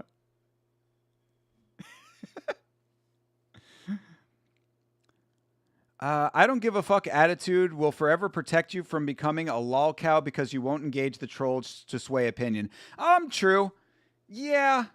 I mean, definitely, yeah. I mean, like, I won't, like, if I know that it's active trolling and that it's like some dumbass, I'm definitely not going to engage that. But I do sometimes feel myself being a little bit susceptible to like being needled on stream. So I am conscious of that, but I think that being conscious of it is also what kind of protects me from it. But either way, I'm not talking about on stream. I mean, like, I'm not really worried about that. I feel pretty confident on stream about how I present myself and stuff. I'm talking more in real life. It's one of those things that I'm saying, like, I don't care about what people think to the point where, like, I'll wear, like, a shirt that's got a stain on it and be like, well, who gives a fuck, But then it's like, okay, well, who gives a fuck if you don't care. But then it's like, if you go out in public and there's like a chick and you're like, man, I could have talked to her, but like, I look like a fucking slob,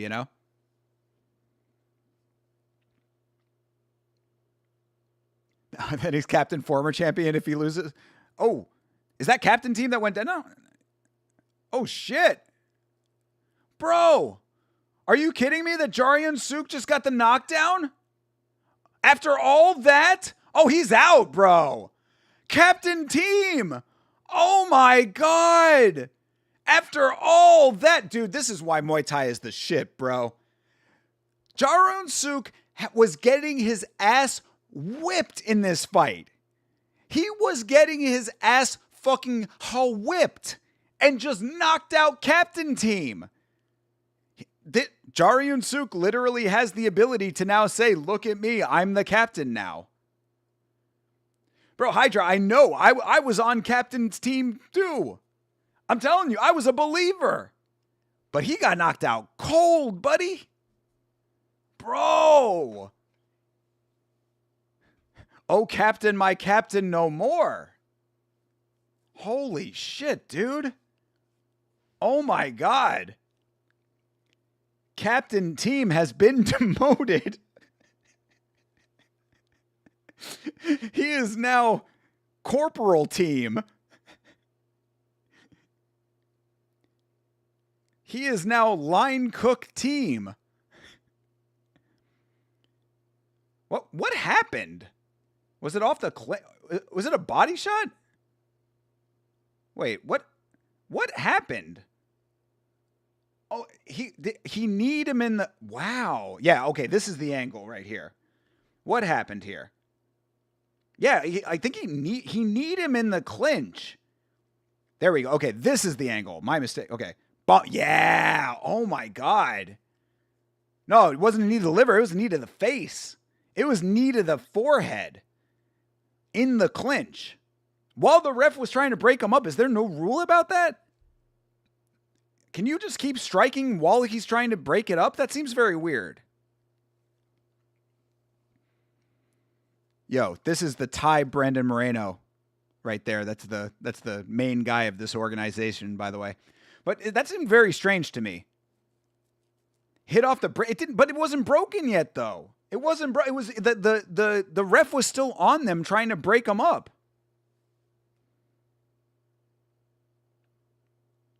Nut stain on shirt shows your virility. Very nice. Wow. I mean, shout out to Jaro and Suk. He certainly did the damn thing, but I mean, like, the referee had his hands in between them at the time. No, it was a knee to the head. It was a knee to the forehead. You could see Captain Team holding his forehead on the ground.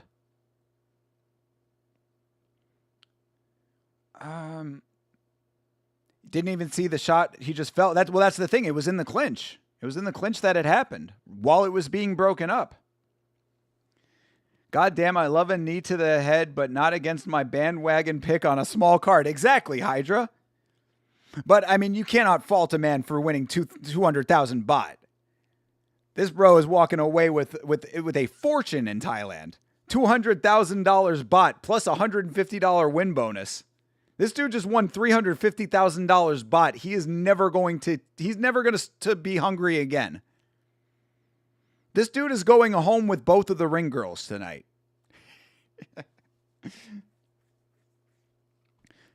2 liver, 1 to the head. Yeah, that makes sense too. It might have been that Hydra. He softened him up with the liver shots, and then the shot to the head finished him off.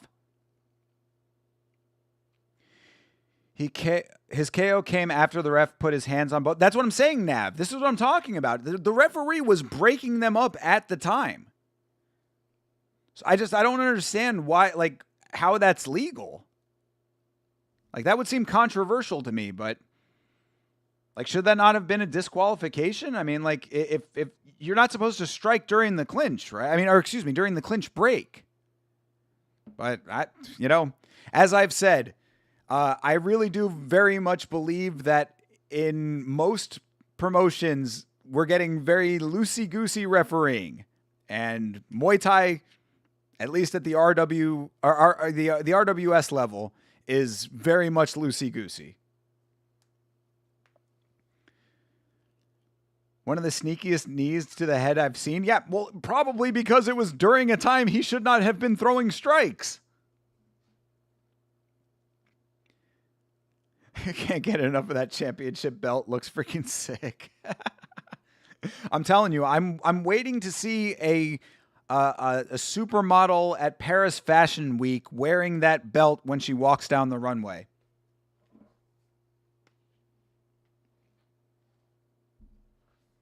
Absolutely rolling in butt now off that knee. Very true. Butt galore. Can you tell that belt is made of pure gold? I mean, it has to be. How else would you be a champion otherwise? It probably technically isn't legal, but he's walking away much richer now. Yeah, well, I mean, right. That's what I'm saying. But it's like, if it's not a legal strike, then should he be walking away richer? Like, should he not have been disqualified? I'm not familiar enough with Muay Thai. We need CTE in here. Nav, if you could do a favor to the stream tonight, could you clip the finish there and post it in the Discord? If you would do me a solid, Nav, if you're still in the chat, clip the finish of that fight and throw it in the Discord, and I'll tag CTE and be like, yo, what do you think about this? I want to see that belt on a heavyweight. Yeah, you are never going to see a heavyweight in RWS. That's like when Dana White was asked if women would ever fight in the UFC. Hey, Dana, when are we going to see women in the UFC? Never. He's going to have some good lady boys tonight. I mean, hey, when in Thailand.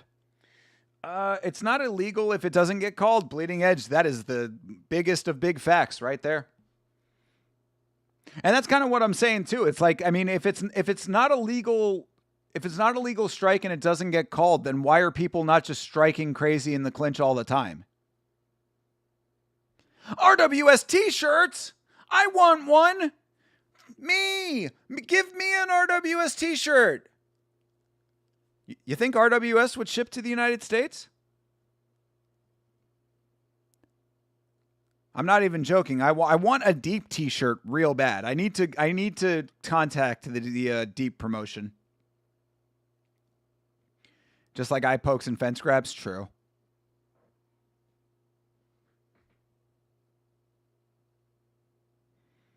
Hey, we got welterweights on March 7th.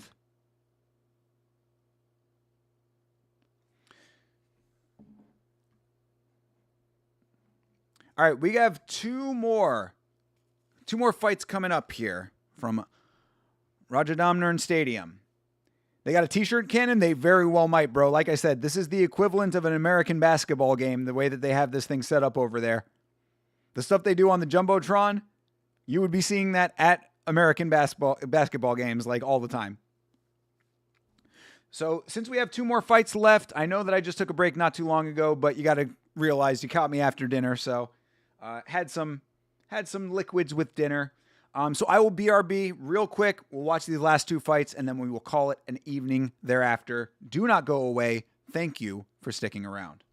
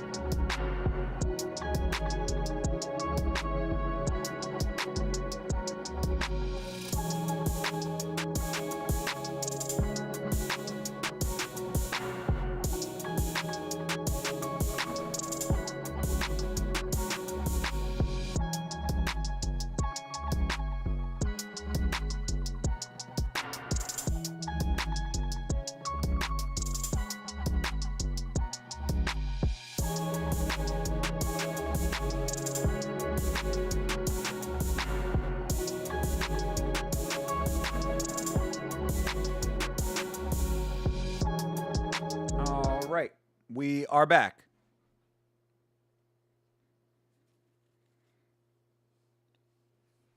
Why does it look like they're showing credits right now? Aren't there two more fights? Maybe they have it like as bonus fights. Maybe that was the whole card and then these are bonus fights coming up. Unless this is just some other stuff that aired on the channel. Yeah, because I thought the card said we had two more fights. Oh, no, we do have two more fights. Okay, yeah, there are more. There's more. I just kind of ran my cursor over the remainder of the stream here. So we've got more fights to go. Welterweight, aka Thai heavyweight. Yeah, that's kind of why I said that too. I was like, yeah, you know, oh, there's someone who got a shirt. Look at that lovely lady. Look at that very happy recipient of an RWS t-shirt. Can I buy an RWS t-shirt? RWS Muay Thai. Where is the... Yeah, let's see. Let's see if I go to their website. Where is the store? Get tickets. No, I don't want tickets. I want this. I want to buy a shirt.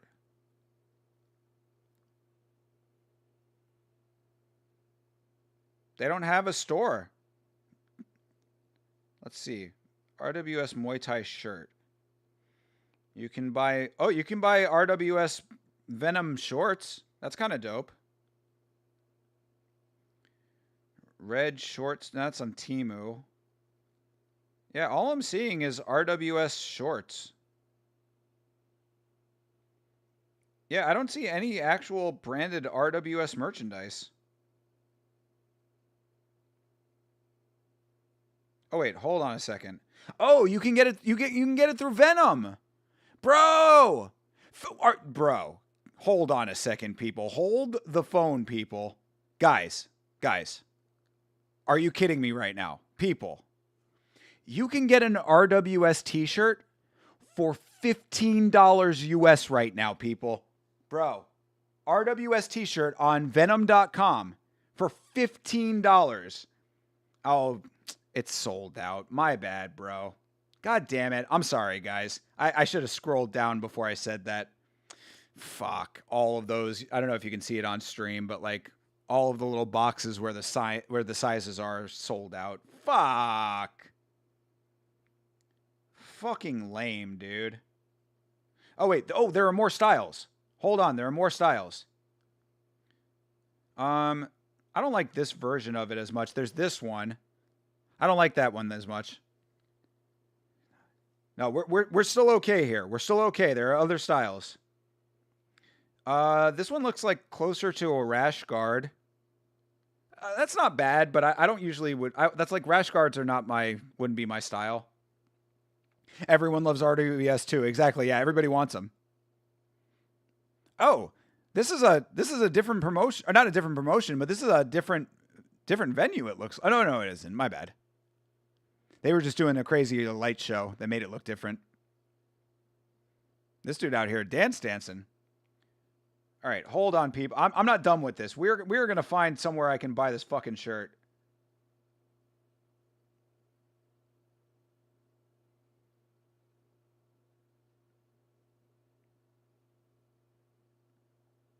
Yeah. I don't know.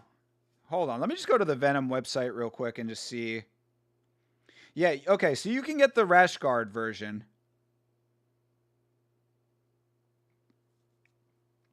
You're putting one in the cart for sure. Yeah, this one you can get. That one you can get. The one that's it's got like the Venom fangs and RWS across the center.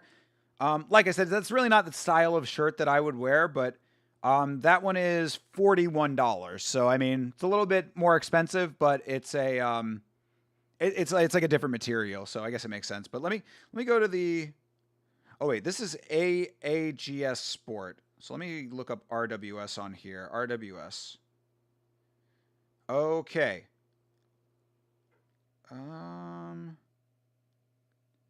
Yeah. Yeah, it really only looks like those two styles.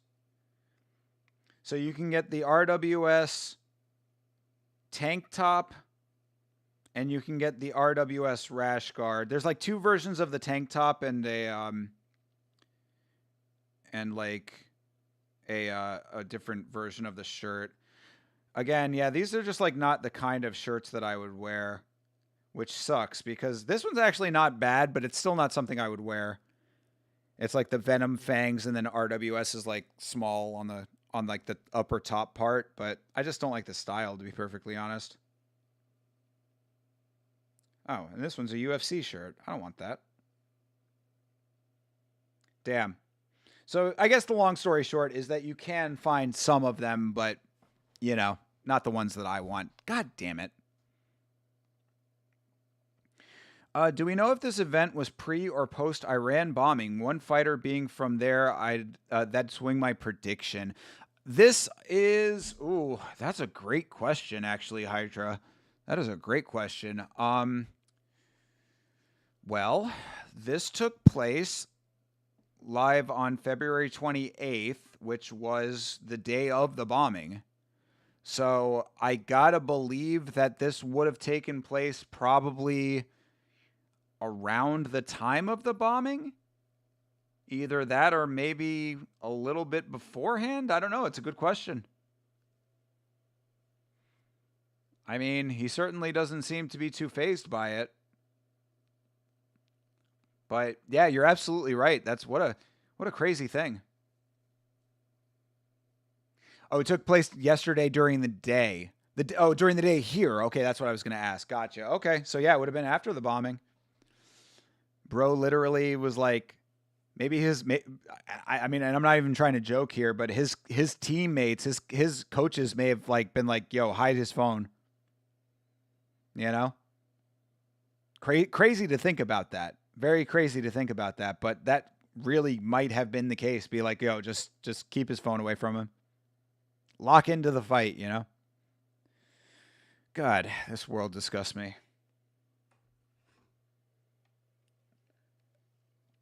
I don't know if I've ever expressly said it out loud, but I'm not a big fan of war. You know? Unnecessary loss of human life is not something that I appreciate. Yeah, honestly, you don't need your phone for fight day for general focus. I mean, of course, yeah, obviously that. But I mean, it's if it was just like, oh, I'm sitting around doing nothing. Let me just check Instagram or whatever. It's like, no, we're not doing that.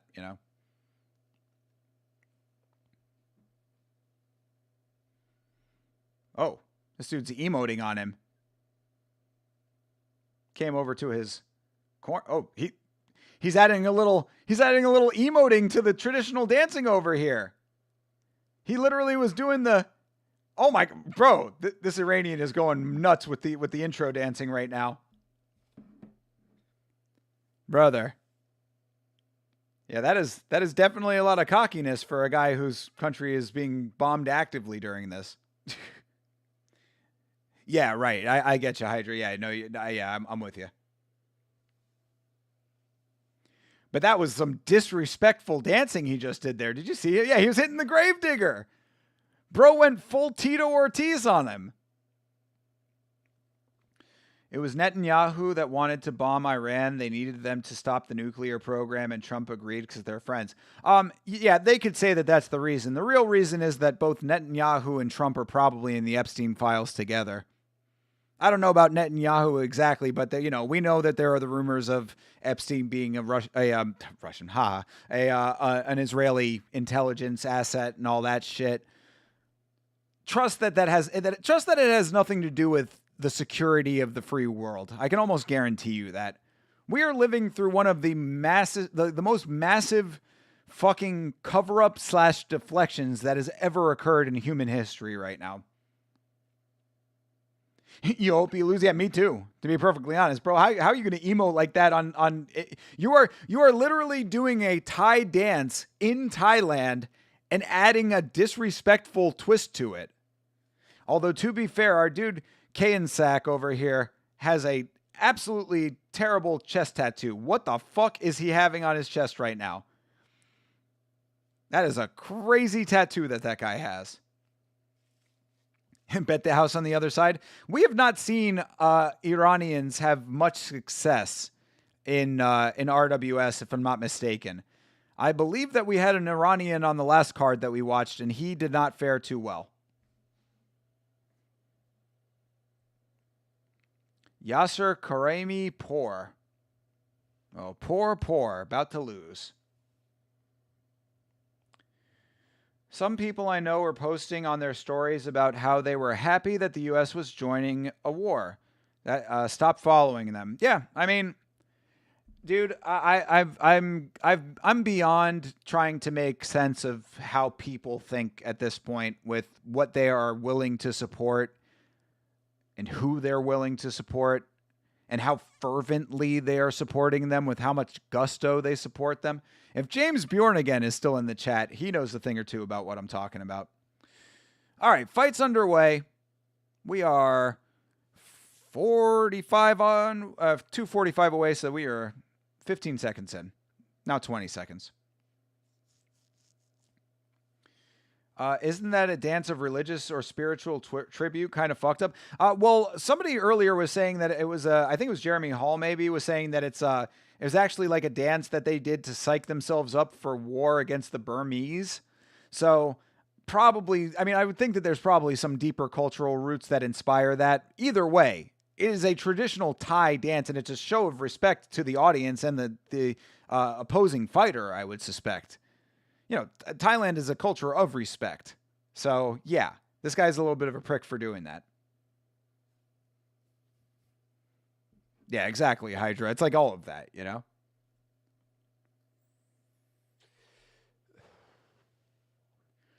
Ooh, yo, okay, well, Iranian with some nice kicks, though. Iranian buddy just fucking clocked our dude Kayensak.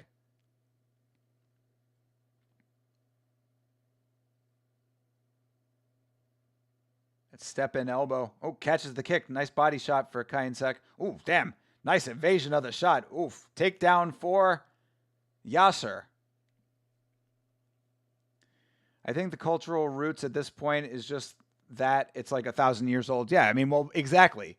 It's a 1,000-year-old tradition that you just sullied by trying to beat Tito Ortiz, someone that would sully anything that he attempts. I would love to see Tito try to do that. Yeah, well, I kind of had to put my own spin on it. No, Tito. No, you didn't.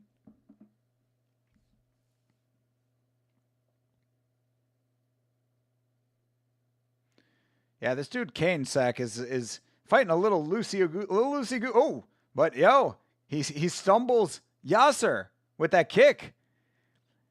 I think Kanesack is kind of emoting in his own way. He's kind of pulling a Carlos Prates over here. Almost has the same mustache. Nice body shot for Kanesack. Oh, Kanesack. And a low kick from Yasser was pretty good too. Oh, body shot just dropped Yasser. Kanesack! Yo, piss on this grave, bitch. All right, he stands back up. He stands up. Yasser goes down. Easy round for Kanesack. Oh, another knee to the body. Oh, this guy is about to be done. This dude is double-legging him right now. This Iranian guy is elite. Ha! And that's the round. Round 1 over. Our dude Kanesack. I'm telling you, this is the fucking Thai Carlos Prates over here. Legit, dude. Kanesack.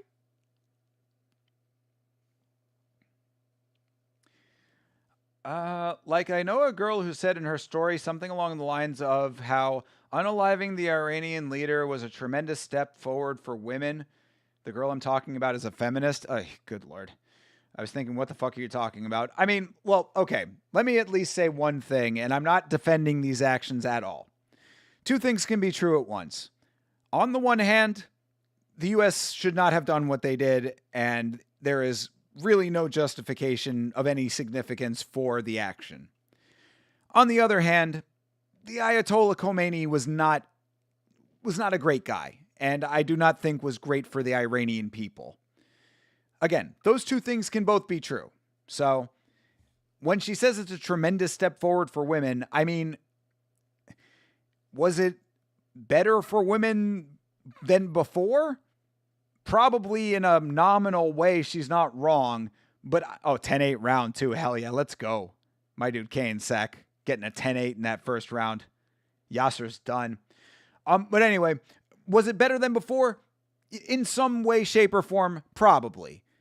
Was it right that it happened the way that it happened with no congressional consultation, no, kind of, thought process behind it at all? Just basically a dude pushing a button and here we go. Definitely not right. So that's what I think about that. I think he was the leader that led the Islamic revolution that took women back out of university and schools for the most part in Iran. Yes, he was. He was. The Ayatollah Khomeini took Iran back like many, many centuries of progress. So yes, there is some truth to it. He should be gone, but it shouldn't be the USA involved in it. There you go. Hydra summoned it up very succinctly. All right. Kanesack catches the kick to begin with. Let's see if Poor can come back. What do you got? God damn. Yasser just took a fucking clean kick to the head. Holy shit. Yasser just took a kick to the head that sent all of his sweat fucking evaporating off of his scalp. Oof. Another nice knee to the body.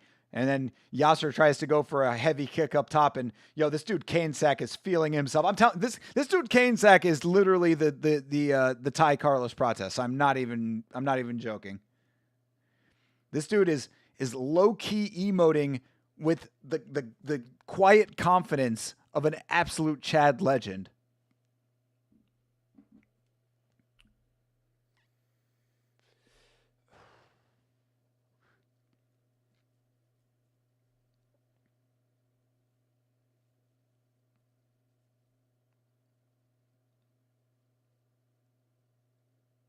Oof, nice teep.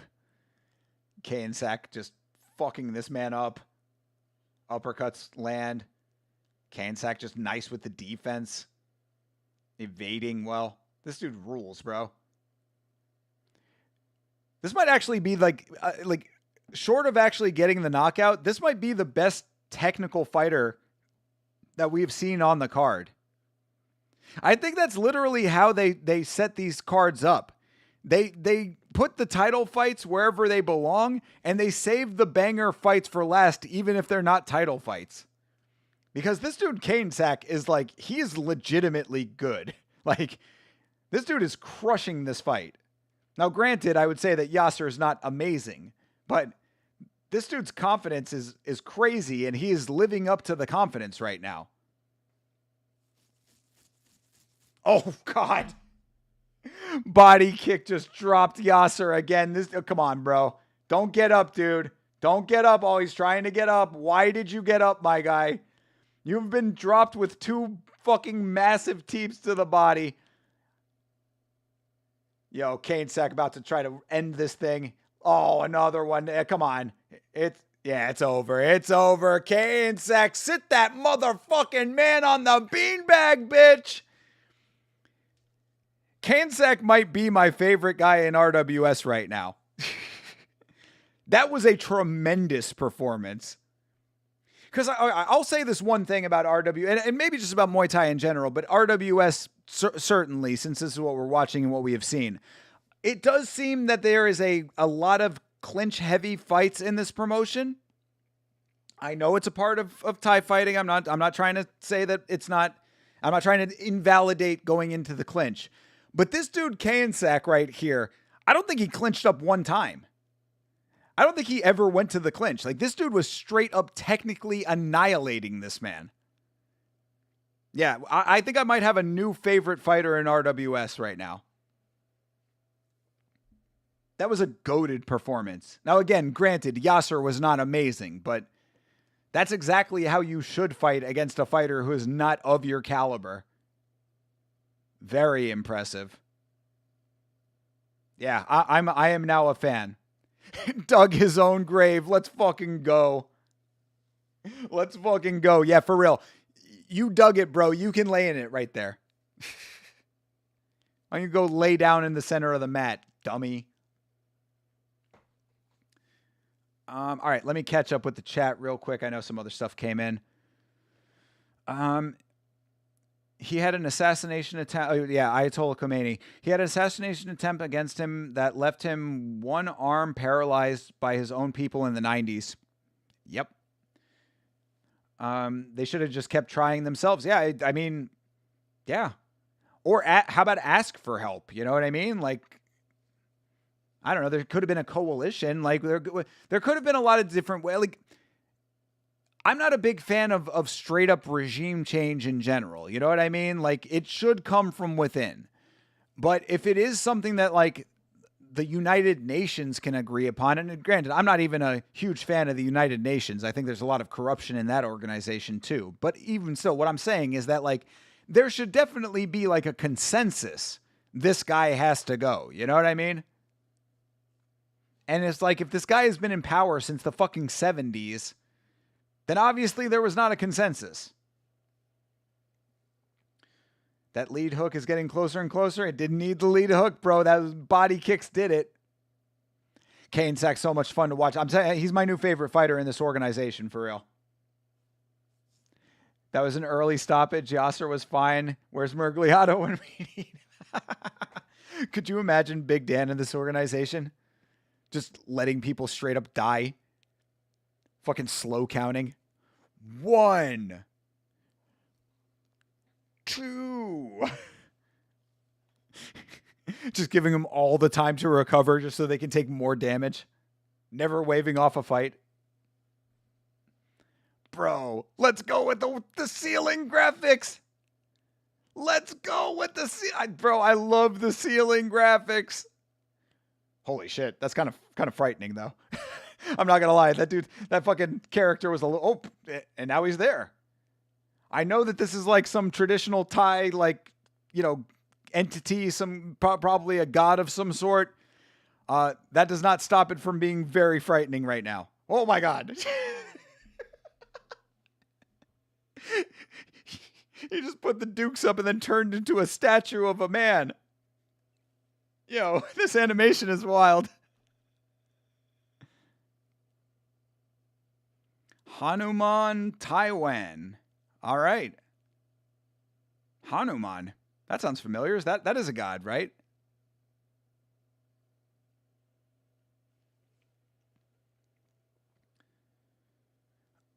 There's normally way more clinching in Thai versus Western shows. Yeah, no, and that's what I was saying, Hydra. Like, I understand that. I'm not trying to say that they should not clinch. I'm just saying that, like, obviously, Kayensak did not need it.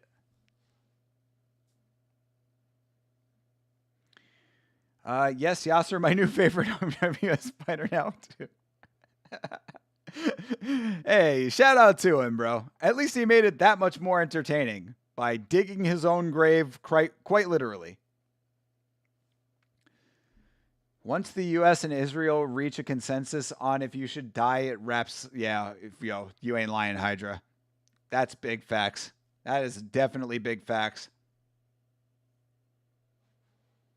No need for the rest of the UN. No ability for the rest of the UN to have an opinion. This dude coming out to fucking Prodigy over here. What a legend, this guy, Jake. Is his name Jake Wiggins? Oh, Jake Newman. Okay. Jake Newman. Where's he from? What European nation is he from? Is he Irish? I've seen a couple Irish fighters in Muay Thai. I like to think about Mario retiring from the UFC to a tourist fight bar in Thailand. People die nightly.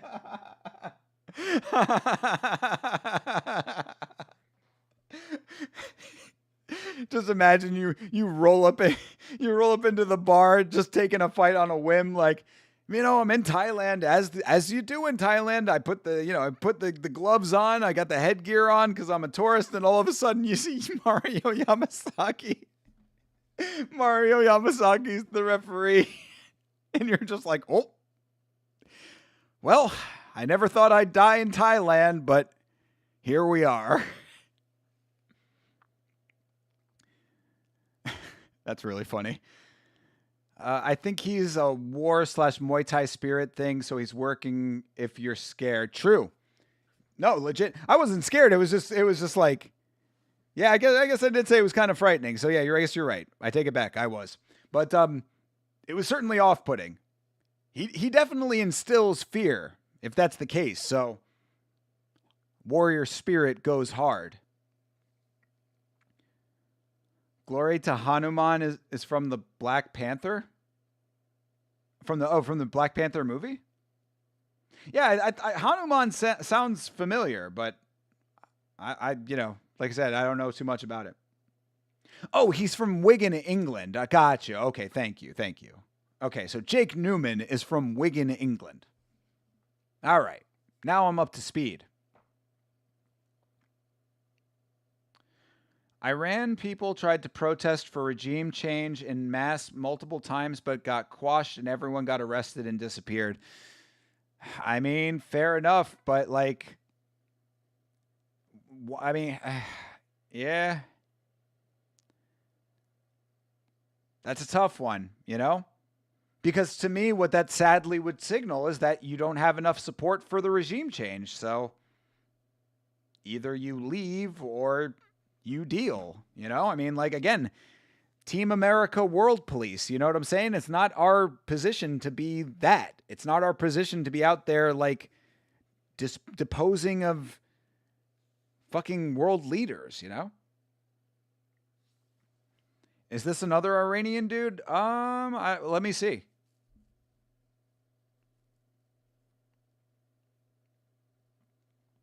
These dudes got events every fucking weekend. He does kind of look Iranian, though.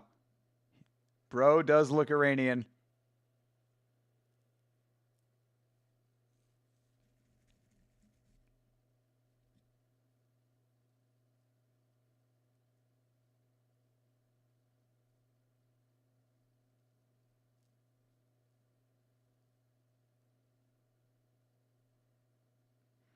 Yeah, I don't know. I didn't catch it. I think they said it on the, I think they had it on the graphics before, but at least this guy not stupid enough to be digging a grave.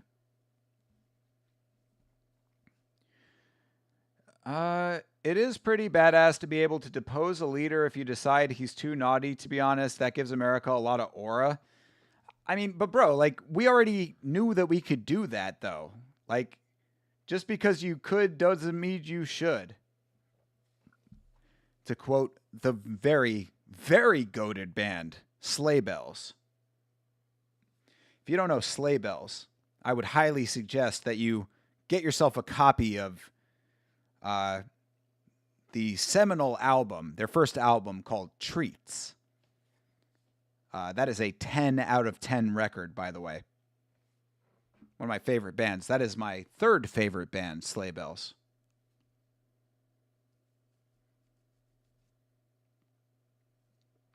And if you don't know Sleigh Bells by the name, you probably know some of their songs. Because their songs have been used in a lot of stuff. But they are a ridiculously good band. Sometimes you gotta let the strap bang because people started to forget how loud it is. I mean, look, bro, I'm not saying you're wrong if that was the case, but when and what did Iran specifically do that makes that the case right now? And it would seem to be a very large coincidence that Iran would be acting up right now, right when the largest cover-up in American history is happening. Just saying.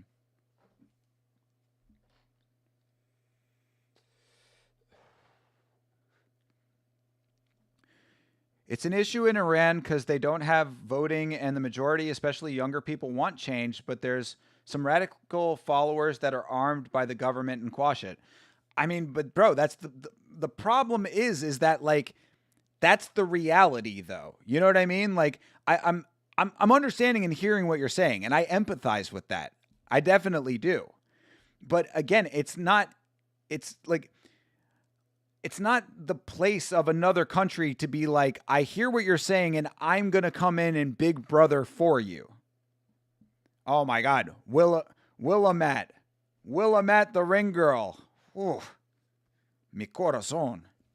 All right, fight's underway. But do you understand what I'm saying, though? Like, it's like I empathize with the people of the country. But if you don't have the power to change it on your own, and you're not specifically saying, America, come help us, or maybe they are, I don't know. Maybe I'm talking out of school here. And this guy is Iranian? All right, well, let's get an Iranian victory for once here. You know, this guy didn't act like an idiot. Oh, got a little trip knockdown there. Come on, Amireza.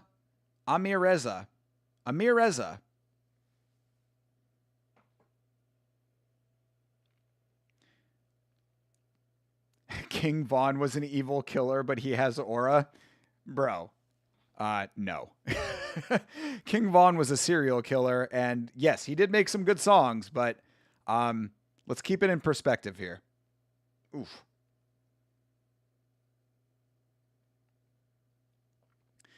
That's what I'm saying. You got to extrapolate aura from the right thing to do, you know? I think that there will always be more aura in doing the right thing, to me. John Wayne, not the guy, but the characters he played. That's aura to me. Charles Bronson in Death Wish. I don't know. Maybe that's not a good example. Anyway, like I said, look. Like I said, it's what I said before. They are straight up taking each other down in this fight, by the way. That's why GSP and DJ are the GOATs. Because they can take each other down just like what happened in that fight. Yeah, it's like I said earlier. Am I happy that the U.S. did what they did? No. Am I happy that the Ayatollah is out of power? Yes. Two can exist at once. You decide where you place morality and all of that. Ooh, Iranian guy just caught our dude Jake. And Jake gets another goddamn takedown. Good Lord, bro. Yeah, this dude Amir Reza saying, bro, stop taking me down. Hey, saying, don't sweep the leg. Cannot leg sweep. This dude Jake fighting kind of dirty out of England. Amir Reza needs to win one for American imperialism. Wait, what? It's not just the U.S. It's UK, Israel, Saudi, or UAE, Saudi Arabia, Bahrain, Iraq, and some other. Wait, are they all involved in it, or are they all just saying, "Okay, that's cool"? Because if it is a world coalition, then that's a different story, and I have not heard that. Because if all of those countries got together and said, "Yo, U.S., we support this, you're good," then I mean, I'm not necessarily against that. Even though those are all those are all countries that are very comfy with the U.S. already, I guess I should say. Good is always best, but bad can be pretty good. I mean, I don't know, bro. Iran needs to win one for American imperialism. Calm down, Mr. Contra 2.0. Good point, dude. Call me Oliver North in this bitch.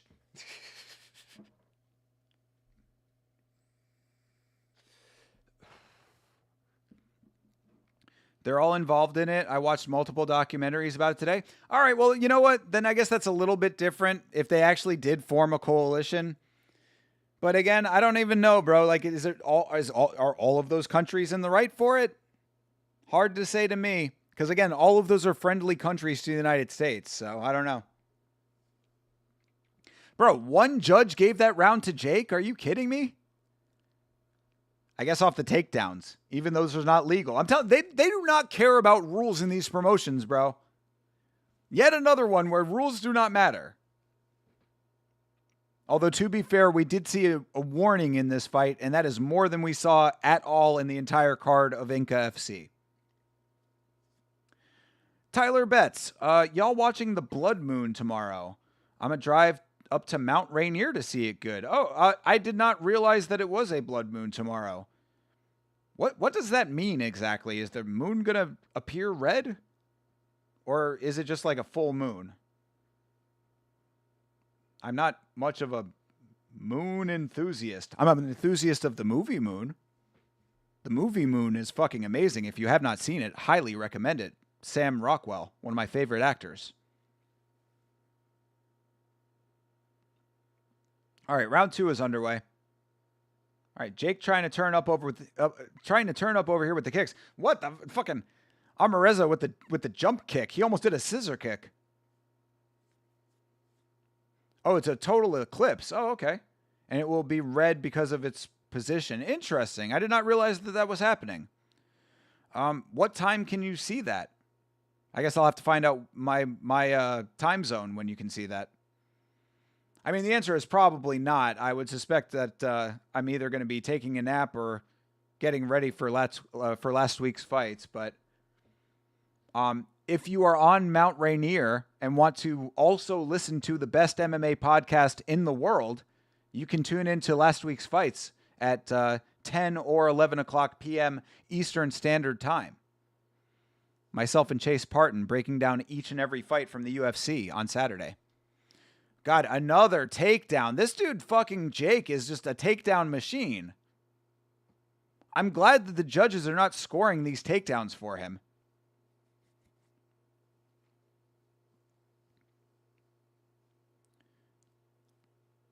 I can't get over how much Thai sounds like a snowmobile that doesn't want to start. What?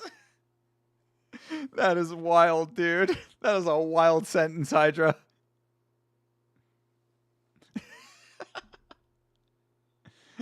Now I can't unhear it. I don't think I've ever seen a snowmobile in real life, by the way. Total eclipse plus red will be the most evil looking I've ever seen the moon. That was a great takedown. Dude, this guy, Jake. Our dude, Jake, has some of the best takedowns in Muay Thai. I don't think they're legal, but that doesn't seem to matter. 2 to 4 a.m. Pacific time. Okay, so then that would be... Yeah, that would actually literally be around the time of last week's fights. Maybe I'll try to step outside real quick before we start the podcast. Oh, wait, no, the other way. That would be like, wait, what? At 2 to 4 a.m. Pacific. Yeah, I'll have to look it up. Because, I mean, I know that would be like 2 a.m. would be like 5 a.m. local time for us, but I would suspect that like that's more like 2 a.m. local time here as the moon has to travel and all. But, of course, the Earth is flat, so, you know, the moon could possibly just be seen in the same place in two different positions. Flat Earthers have a lot of fun theories about the moon. This dude Jake fucking sucks, by the way. Like, this dude is fighting terribly right now. Jake needs to go to the UFC, not because he has great Muay Thai that can translate, but because he's got a great double leg. This guy Jake is like, he is not a Muay Thai fighter. Like, he was trying to turn up some kicks early. Yeah, like he's got a nice two kick there, you know? That like snap double kick. But like that's all he's got.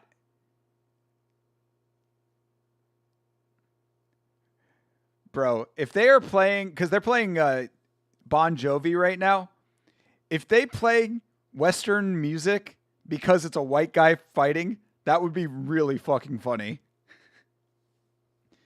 They played like Adele earlier. Playing It's My Life right now. Yet somehow Jake won that round. I'm not understanding this. I'm not understanding how Jake could be winning with the way that he's fighting.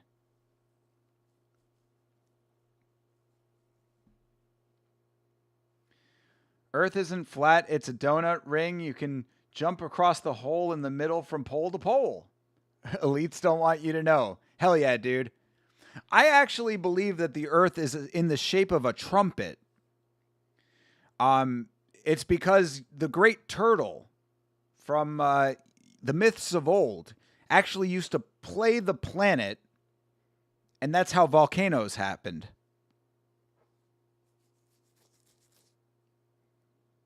Yeah, I'm a clarinet earther.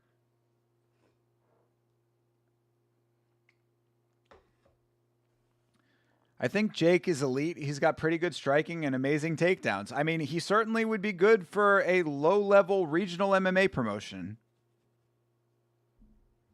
But yeah, Jake said that he was going to go fight in Thailand, and they were like, where? And he's like, I don't know.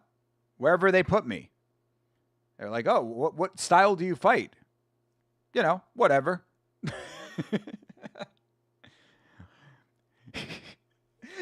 Jake Newman doesn't fight. He just sees red.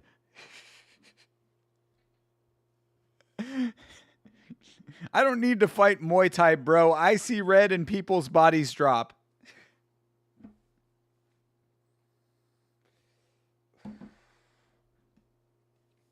And Armoreza on the ground again.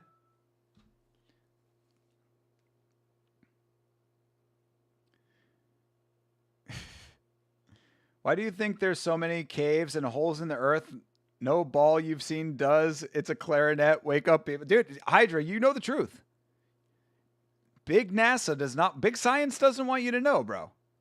Big science does not want you to know that the earth is a brass instrument. Either brass or woodwind, depending on whether you're a trumpet earther or a clarinet earther. Big NASA does not want you to know that the earth is a woodwind instrument. Oh my God. I love the stuff that we talk about on this stream, man. This has been a really fun stream, by the way, guys. I've had a lot of fun tonight. Thank you very much for hanging out with me.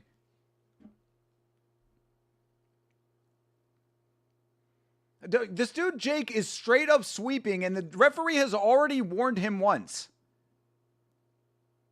Like, literally, that was clear as day. He was going for the trip. This dude, Jake, is cheating his way to victory right now.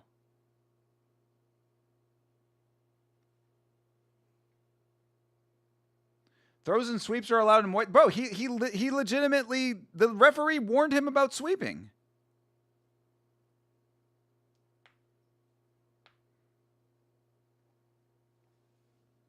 I mean, am I wrong here? The referee literally like he stopped action, pointed his finger, and then swept his leg. Is that not warning against sweeping? Or are you trolling right now? Big science is so funny to me. Everything from cosmetology to geology to astrophysics is all interconnected and fake. Legit, dude. Exactly. It is all a big mass conspiracy. Every scientist on the planet is a conspiracy theorist together. Or a conspirator, I should say.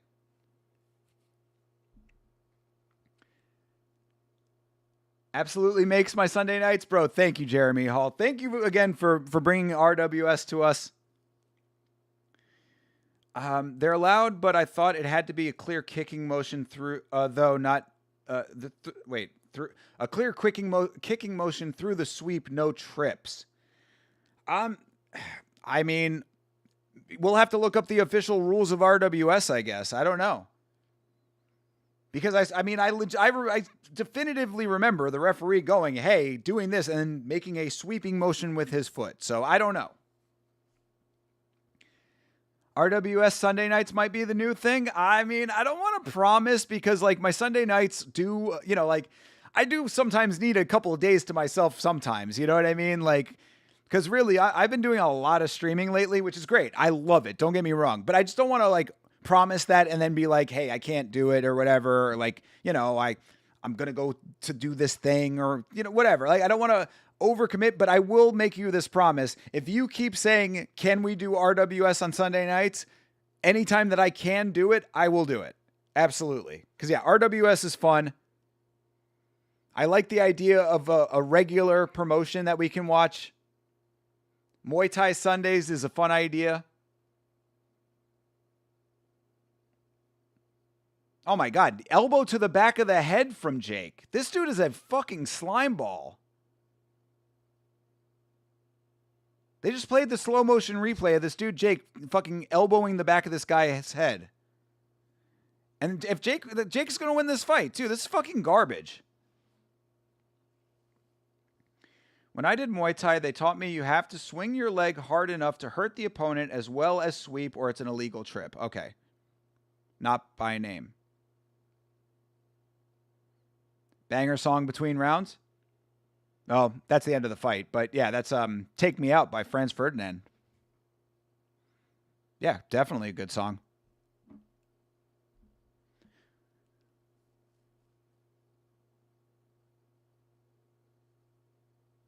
Yeah, Jake getting the fucking win. Dude, I don't understand that, bro.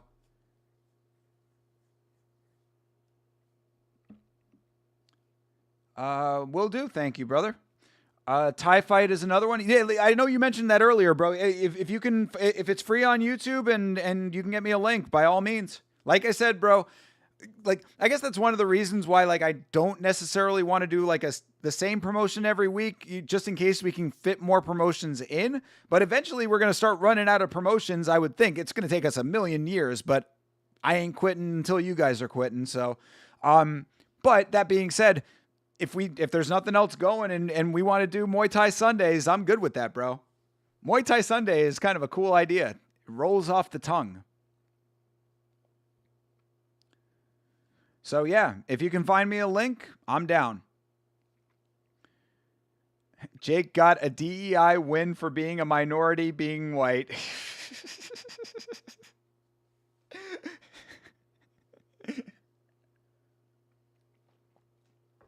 But bro, we saw a white dude win last time.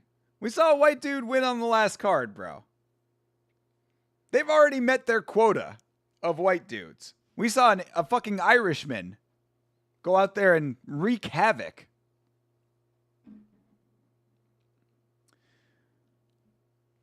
Just sent a link in the Discord. Cool, bro.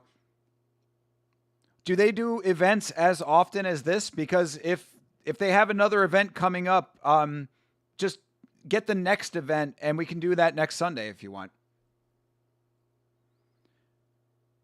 Thai fight event happened March 1st. So, okay, so that was the last one. Okay. So, yeah, like I said, if they have another event, just get me the most recent one sometime before. Could be the day of, whatever, but like, I'm definitely down. Deep is always the best, bro. Let me tell you something, Hydra. If Deep is on, it might be the one thing, and I maybe we're overhyping this thing. I don't want to put too much emphasis on it because we saw a banger card, but Deep might be the one promotion that I would consider watching over the UFC. Which is a crazy sentence to say. But I think I'm kidding on that one. Of course, I got a podcast to do. But no, suffice to say, we will be watching Deep again. There is no way that we will not be watching Deep again. In fact, I follow Deep on Instagram just so I can make sure that I keep up with Deep. But that is a card for another day. It is 2:00 a.m. local time. It is a school night for your boy, so we are going to have to bring this thing to a close. This was a very fun one, guys. I had a great time tonight. Shout out to our girl, Marie. Estonian Marie. Little cutie patootie. Even if the next Deep card is shit, when we watch along, I will keep a positive. You'll keep it positive the whole time, brother. So will I. So will I. Like, I'm telling you, bro, I am a fan. I am a legitimate fan. I will hype it. I will glaze it. You'll be a delusional Leafs fan where it's always 1 year away with Deep. Hell yeah, bro. Exactly. I'm so with it, bro. I'm so with it. Honestly, part of me, the night that we watched Deep, part of me wanted to keep the stream going and watch the women's card just to see if it was anywhere near as close. Could you imagine if we had anywhere near the same quality as that card with women? I would have been like, there's nothing better than this. How could you possibly top that? So we'll see. We will see. I will be keeping an eye out for Deep. Absolutely. Like I said, I am a fan and I want to watch more of it. So we will be keeping an eye out. But for tonight, ladies and gentlemen, that is going to be the end of this one. Guys, as always, you know how much I appreciate it. Like I said, I had an amazingly fun time tonight. You guys are so hilarious. You really crack me up, and that really makes me very happy. I love laughing with you guys because that is the name of the game around here. We can try Deep with women after a few more rounds with the men. I'm down. I am definitely down. Absolutely. And if there's a card where it makes sense, like if I can work it at the schedule where they have a men's card and a women's card, I'm certainly down for that too. I don't know if Deep does always do only men and only women. But if they have obviously if they have a mixed gender card, that'd be fine. But if they do it that way, then I would consider doing the marathon for it. So we'll find out about that at another time. But for tonight, guys, again, thank you so much for hanging out. I appreciate it so much. I love Muay Thai Sundays. So let's keep it going. If you guys want it, I'm down for it as many times as I can. So tomorrow night is the podcast, last week's fights. Myself and Chase Parton will be breaking down each and every fight from UFC Mexico City, of course.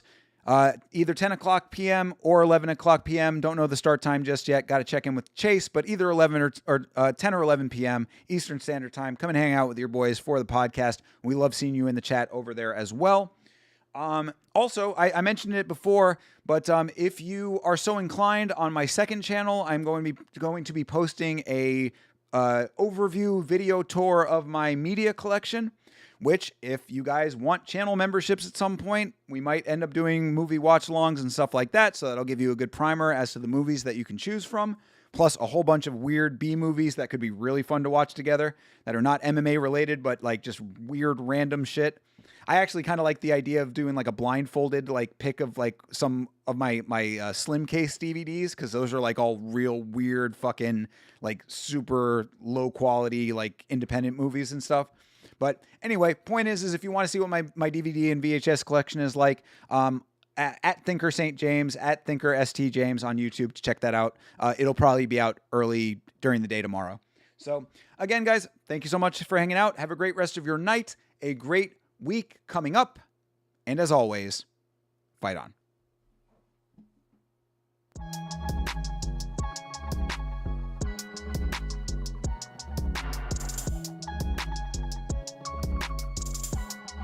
St.